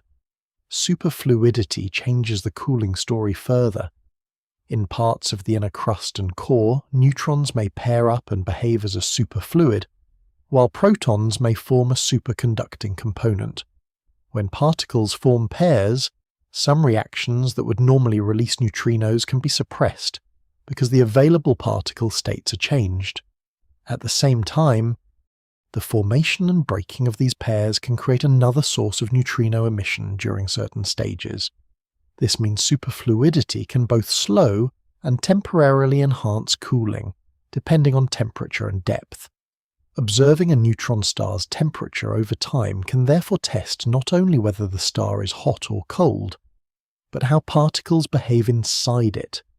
The cooling curve, which describes temperature as a function of age, becomes a way of probing dense matter. It is not a direct photograph of the core, but it is a physical record shaped by the core's allowed reactions. The difficulty is that age, distance, surface composition, magnetic field, and emitting area must all be understood before a clean interpretation is possible. Heat also has to travel through the crust before it can leave as surface radiation. The crust is thin compared with the whole star, but it can delay, redirect, and store heat. In a young neutron star, the crust and core may not have the same temperature immediately after formation. They gradually come into thermal balance. In accreting neutron stars, the crust can be heated by nuclear reactions as fresh material is compressed under newly arriving layers. When accretion stops or weakens, the crust cools back toward the temperature of the core. Astronomers can watch this decline in some systems, using it to study the crust's heat capacity and conductivity. In neutron stars, these properties depend on dense nuclei, free neutrons, impurities, magnetic fields, and possible superfluid behavior. Even the cooling of the outer layers carries information about matter that is very different from ordinary solids. The surface does not simply show the interior temperature in a straightforward way. A thin envelope above the crust acts as a thermal filter. If the envelope contains light elements such as hydrogen or helium, heat may pass outward differently than if it contains heavier elements. A light element envelope can make the surface appear warmer for the same internal temperature, while a heavy element envelope can insulate differently. Magnetic fields can also make heat flow uneven. Heat moves more easily along magnetic field lines than across them, so a strongly magnetized neutron star may have warm polar regions and cooler areas elsewhere. This affects the radiation seen by telescopes. A rotating star with uneven surface temperature may produce pulses even if its emission is thermal. The observed temperature is therefore not just a thermometer reading from the whole star. It is the result of internal heat, envelope composition, magnetic geometry, gravitational light bending, and viewing angle. Young neutron stars can remain visible because they are still hot. Their surfaces emit thermal X-rays, especially during the first thousands or millions of years. If they are pulsars, their rotation and magnetosphere may add non-thermal radiation, which comes from accelerated particles rather than surface heat. If they are magnetars, magnetic field decay may keep parts of the crust warm and power bursts or persistent X-ray emission. This means two neutron stars of similar age can look very different. One may cool mostly as an isolated remnant. Another may stay brighter because magnetic energy is being converted into heat. A third may be in a binary system, where accretion supplies new energy and masks the quiet cooling that would otherwise occur. Cooling is always present in the background, but the observed fading of a neutron star depends on which other energy sources are active. As a neutron star ages, several kinds of fading can occur at once. The surface temperature declines as stored heat escapes. The rotation slows as energy is carried away by electromagnetic radiation and particle winds. The magnetic field may evolve or decay, reducing magnetospheric activity in some objects. A pulsar may eventually cross a point where its radio emission becomes weak or stops, because the rotation is no longer able to sustain the same particle acceleration.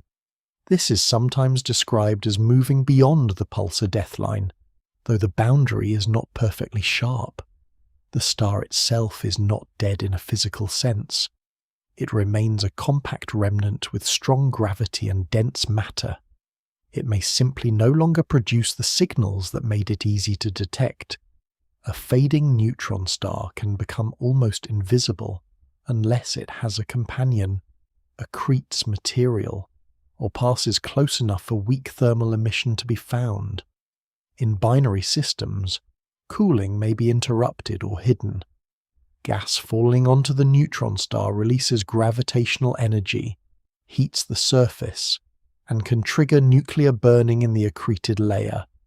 Long periods of accretion can keep the star observable even when its original birth heat has largely faded. When accretion stops, the surface and crust may cool over months or years, revealing how deeply the accretion heated the crust.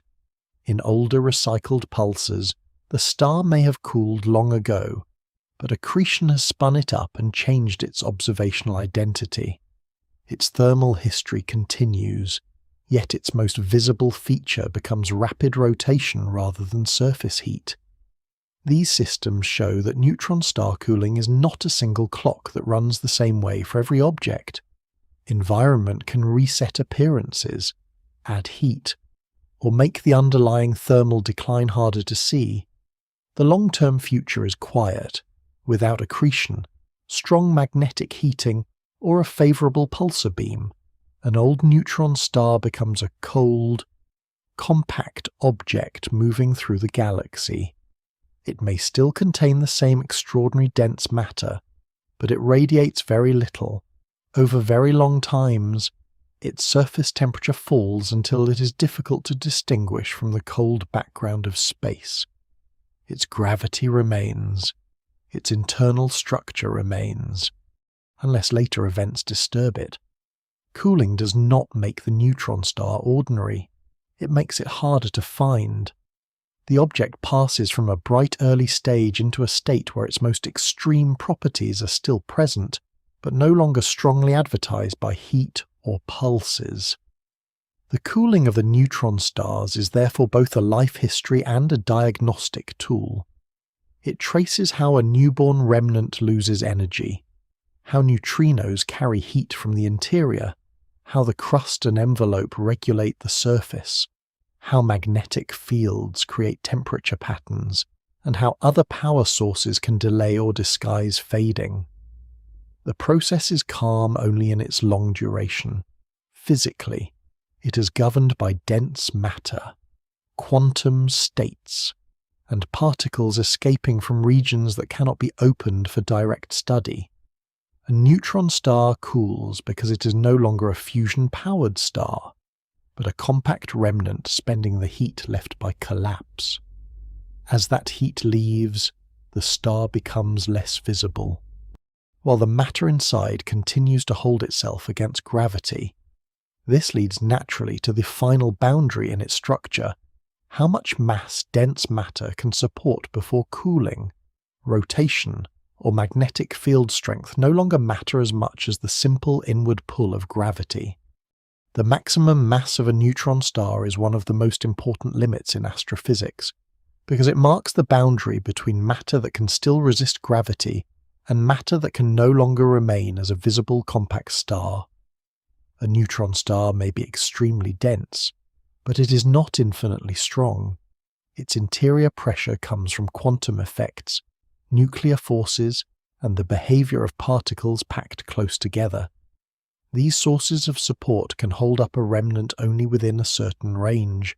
If the star gains too much mass, or if its core becomes too soft under compression, gravity can overcome the available pressure and drive the object into further collapse. At that point, the neutron star does not become a larger neutron star. It crosses a physical boundary and forms a black hole, This limit is a test of what dense matter is made of, how strongly it resists compression, and how close a material object can come to the edge of gravitational collapse while still having a surface from which light can escape. The first layer of the limit is simple in outline. A neutron star exists because dense matter pushes back against gravity. The stronger the gravity, the more pressure the interior must provide. As mass increases, the central density rises. Particles are forced into more extreme conditions, and the pressure needed for balance becomes greater. If the equation of state is stiff, matter resists compression strongly, and the neutron star can support more mass. If the equation of state is soft, matter compresses more easily, and collapse may occur at a lower mass. The maximum mass is therefore tied directly to the equation of state. Measuring heavy neutron stars is one of the clearest ways to reject models that cannot support them. When astronomers find a neutron star with a mass near or above 2 times the mass of the Sun, any model of dense matter that fails below that mass becomes difficult to defend. The star itself becomes evidence that the pressure inside neutron stars must be strong enough to hold at least that much material in balance. Rotation complicates the limit. A rotating neutron star is partly supported by centrifugal effects, because matter at the equator has rotational motion that helps oppose gravity. This does not remove gravity, and it does not support the star in the same way pressure does, but it can allow a rapidly spinning neutron star to hold slightly more mass than a non-rotating one. The effect is strongest for very fast rotation. Millisecond pulses show that neutron stars can rotate rapidly, but even they remain below the breakup point where material would begin to shed from the equator. A neutron star that is temporarily supported by rapid rotation may become unstable as it loses spin over time. If its mass is too high to be supported without that rotation, gradual spin down could eventually push it into collapse. This possibility is especially important after neutron star mergers, where the newly formed remnant may be massive and rapidly rotating. It may survive briefly because rotation and thermal pressure add support, then collapse later when those supports weaken. Heat can also provide temporary support, especially in the hot remnant produced by a merger or in the newborn object after collapse. A cold, old neutron star is supported mainly by dense matter pressure, but a very hot remnant has extra thermal pressure. That support can delay collapse, though it usually does not define the long-term maximum mass. After a merger, the remnant may be called hypermassive if it is supported by differential rotation, meaning different parts rotate at different speeds. Differential rotation can provide more support than uniform rotation, but it is not stable forever. Magnetic fields, viscosity, turbulence, and gravitational waves can redistribute angular momentum, reducing the extra support. The remnant may then collapse into a black hole. If the mass is lower, it may settle into a longer-lived neutron star. The sequence depends on total mass lost into ejector or a disk, rotation, temperature, and the unknown equation of state. Mergers therefore test the maximum mass in a dynamic form. Not only in the quiet form of an isolated pulsar, accretion offers another path toward the limit. In a binary system, a neutron star can gain mass from a companion. Gas falls inward, releases energy, and some of it may settle onto the star. Over long periods, this process can spin the neutron star up and increase its mass. Many millisecond pulsars are thought to have gone through this kind of recycling. If accretion continues far enough, it may move the star closer to the maximum mass. In practice, radiation can push material away. The companion may run out of transferable gas, and the neutron star's magnetic field and rotation can interfere with accretion. Still, accreting systems show that a neutron star's mass is not always fixed at birth. Its later environment can add material and bring it closer to the collapse boundary. The theoretical lower boundary between neutron stars and black holes is shaped partly by the explosion that forms the remnant. A stronger supernova can eject more material, leaving a lighter neutron star. A weaker explosion can allow more fallback, adding mass to the remnant after the first collapse. If too much material falls back, a neutron star that briefly forms may collapse into a black hole. This means the dividing line between neutron star formation and black hole formation can be delayed. The object may begin as a neutron star and then lose that status when the mass increases. The idea matters because maximum mass governs the earliest moments after the supernova, when the remnant is still interacting with the material around it, as well as the long later life of old stable stars. The limit also affects how neutron star mergers create light and elements. When two neutron stars merge, the outcome depends strongly on whether the merged object collapses promptly into a black hole or survives for some time as a massive neutron star. Prompt collapse can swallow much of the material and may reduce certain kinds of ejecta, while a longer-lived remnant can drive winds, heat surrounding matter, and influence the production of heavy elements. Gravitational waves reveal the masses and the final orbital motion, while electromagnetic observations show what escaped. Together, they help constrain the maximum mass indirectly. If a merger with a known total mass does not collapse immediately, the maximum mass must be high enough, after accounting for rotation and thermal support, to allow temporary survival. If it collapses quickly, that also carries information. Each event adds a piece to the same question. How much mass can dense matter support before an event horizon forms? This boundary is connected to general relativity. In Newtonian gravity, one might imagine pressure simply rising without limit as mass is added. In relativity, pressure itself contributes to gravity, and the structure of a compact star must be described by relativistic equations. For a neutron star, increasing pressure is not a simple escape from collapse. The stronger the pressure and energy density, the more they shape space-time. The maximum mass arises from the balance of pressure gradients, energy density, and curved space-time. This is why the limit cannot be understood only with ordinary intuition about strong materials. The support is distributed through the entire interior, and the geometry of space-time is part of the balance. Once the stable solutions end, no further pressure arrangement can maintain a static neutron star of that mass. The measured maximum has not been pinned down to a single exact value. Observations of heavy pulsars show that neutron stars can reach about 2 solar masses. The upper limit is constrained by merger observations, by the absence or presence of certain signals, and by theoretical requirements that matter not transmit signals faster than light. The true non-rotating maximum is generally placed above the heaviest securely measured neutron stars, and below the masses where black holes are expected to form, but the exact value remains uncertain.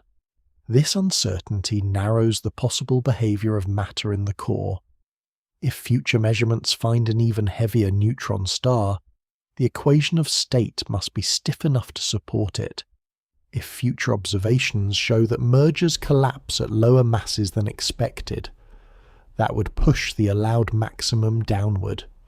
The concept is known, the precise value is still being measured. The maximum mass of a neutron star is the final expression of its nature as a boundary object. It is denser than ordinary stars, but not collapse beyond visibility. It is supported by matter under nuclear conditions, but only up to a point. It may gain mass through accretion, be temporarily supported by rotation, survive briefly after a merger, or disappear into a black hole when support fails. Every route leads back to the same central tension between pressure and gravity. The neutron star exists because matter can resist collapse more strongly than ordinary intuition would suggest. It has a maximum mass because that resistance is finite. Understanding where the limit lies is one of the clearest ways to learn what happens in the deep core, where observation cannot directly enter. The next step is to gather these remaining uncertainties together, because the boundary between neutron star and black hole is only one part of a larger set of questions still open in the physics of dense matter. The remaining questions about neutron stars do not exist because the basic picture has failed. They exist because the basic picture leads into conditions that are harder to test than almost any ordinary form of matter. A neutron star is known to be the collapsed core of a massive star. It is known to contain mass comparable to the Sun inside a radius of only a few tens of kilometers.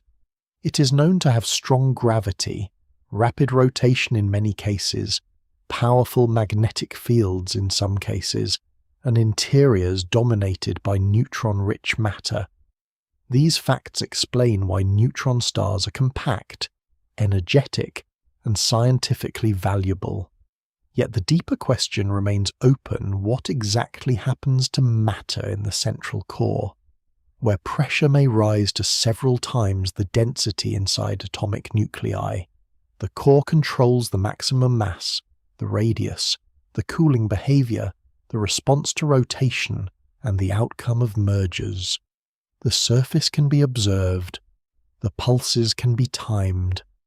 The gravitational waves can be measured.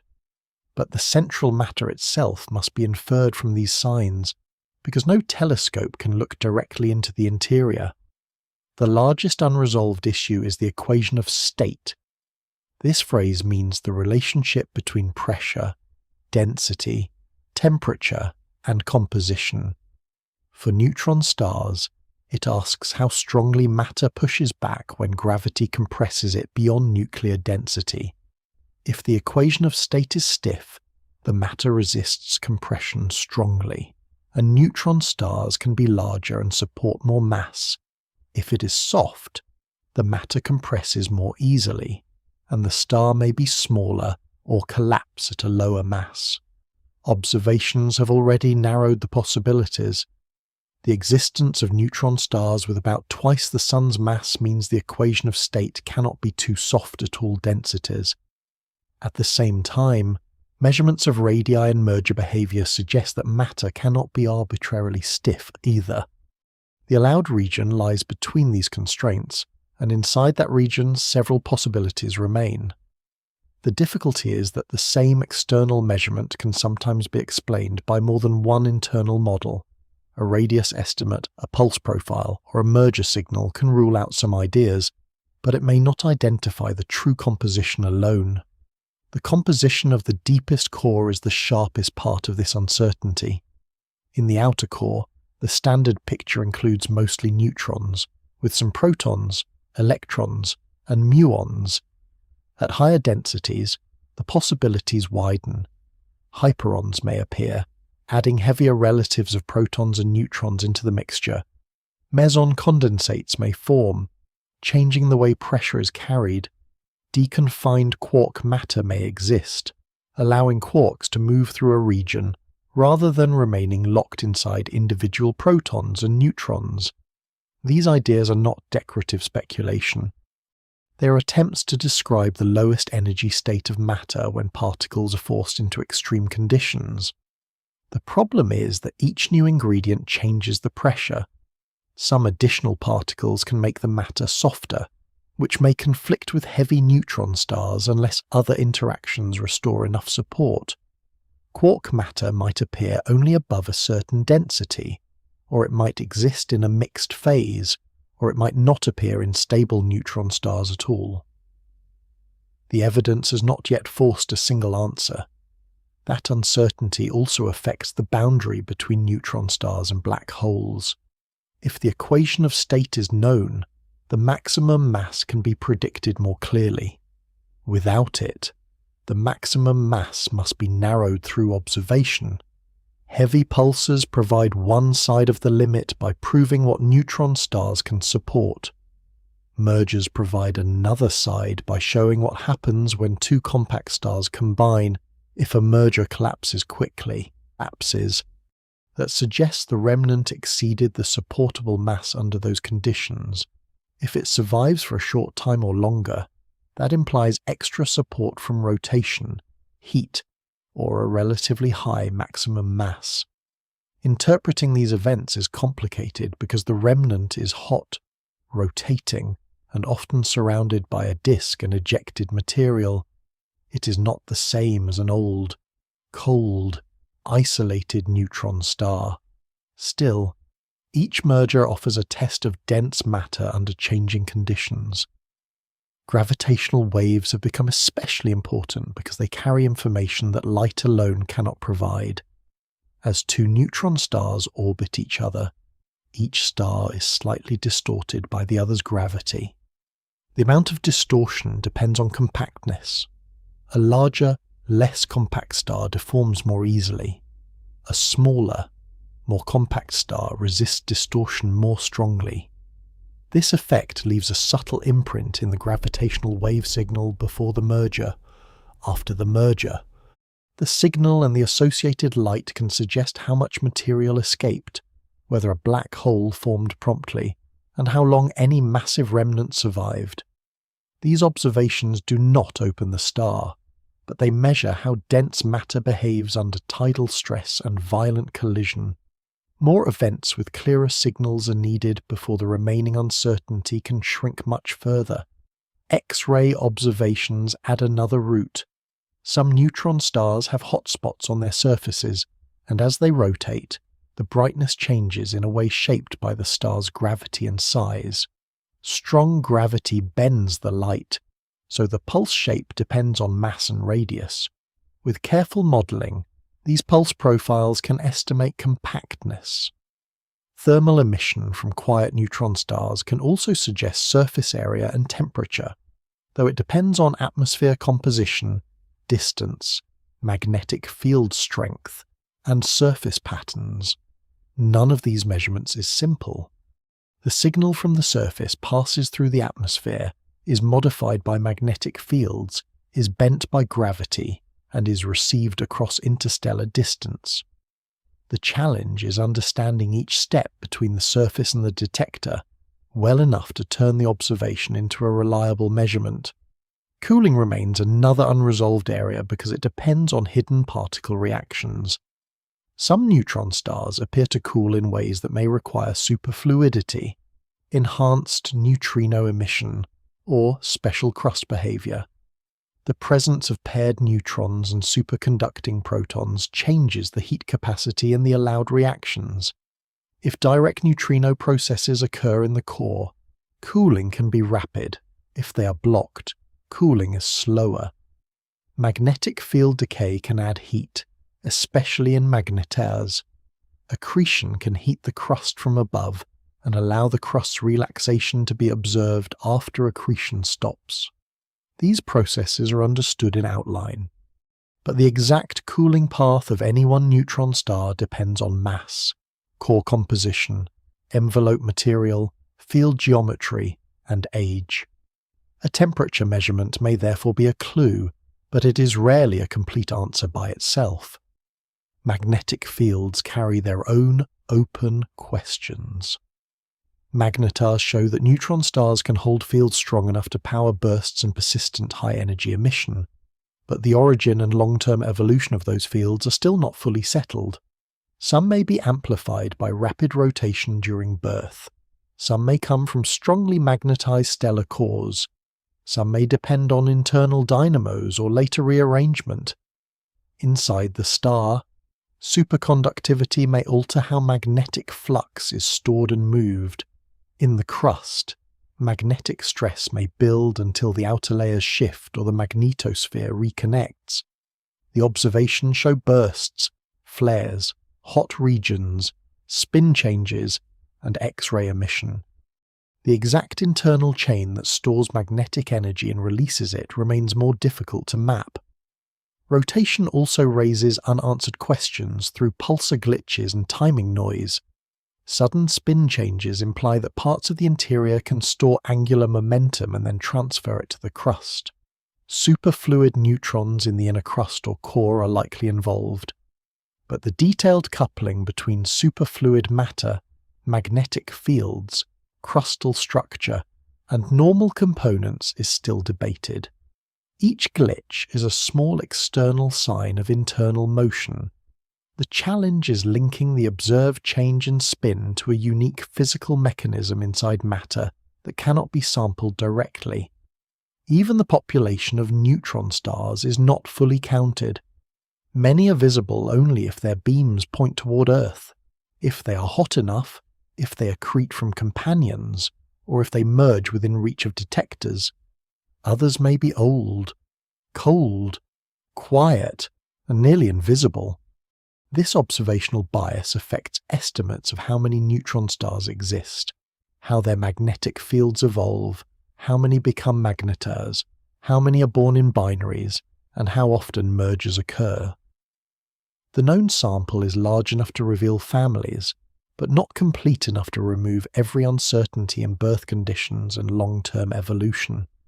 A calm conclusion is that neutron stars are well-established objects with unsettled interiors. Their existence is not doubtful. Their broad formation path is not doubtful. Their importance is not based on mystery alone. What remains unknown is more precise and more interesting. The true behavior of matter beyond nuclear density, the detailed composition of the deepest core, the exact maximum mass, the origin of the strongest magnetic fields, the mechanisms behind glitches, and the full meaning of merger signals. Each observation reduces the range of possibilities, but none has yet closed the subject. A neutron star is therefore both an answer and an instrument. It answers what can remain after a massive star dies without becoming a black hole, and it acts as an instrument for studying matter under conditions beyond the reach of Earth. The final picture is careful rather than complete. Gravity compresses the remnant. Dense matter resists. Light, particles, pulses, heat, and gravitational waves carry traces outward. Science reads those traces and slowly narrows the hidden structure beneath them. The matter at the center remains unseen, but it is no longer silent. It shapes every signal the star sends.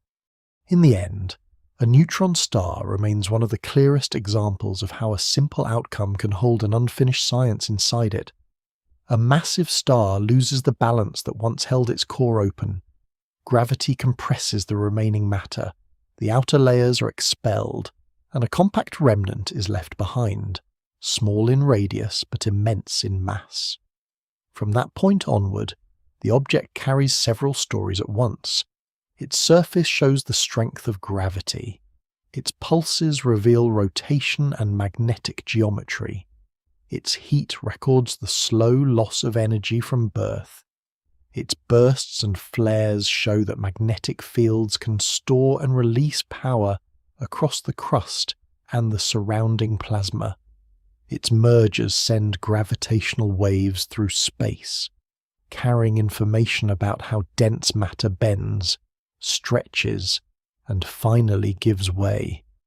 Yet the deepest region stays hidden, not because it is beyond science, but because it must be approached indirectly, through patient measurements and careful limits.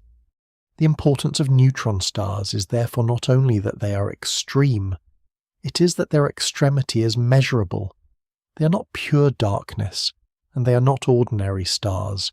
They sit in the narrow space where matter has almost reached collapse, but still holds a surface, a temperature, a magnetic field, and a voice in radiation and gravity. Each new observation narrows the possible answers, each heavy pulsar, each cooling curve, each X-ray pulse, each merger signal adds another constraint to the same quiet question. How does matter behave when almost all ordinary structure has been pressed away? The answer is still incomplete, but the outline is firm enough to keep building. A neutron star is the dense memory of a massive star's death, and also a working laboratory for the physics of matter at its hardest edge. Its signals fade with distance and time, but the information they carry continues outward, patient, precise, and still being read.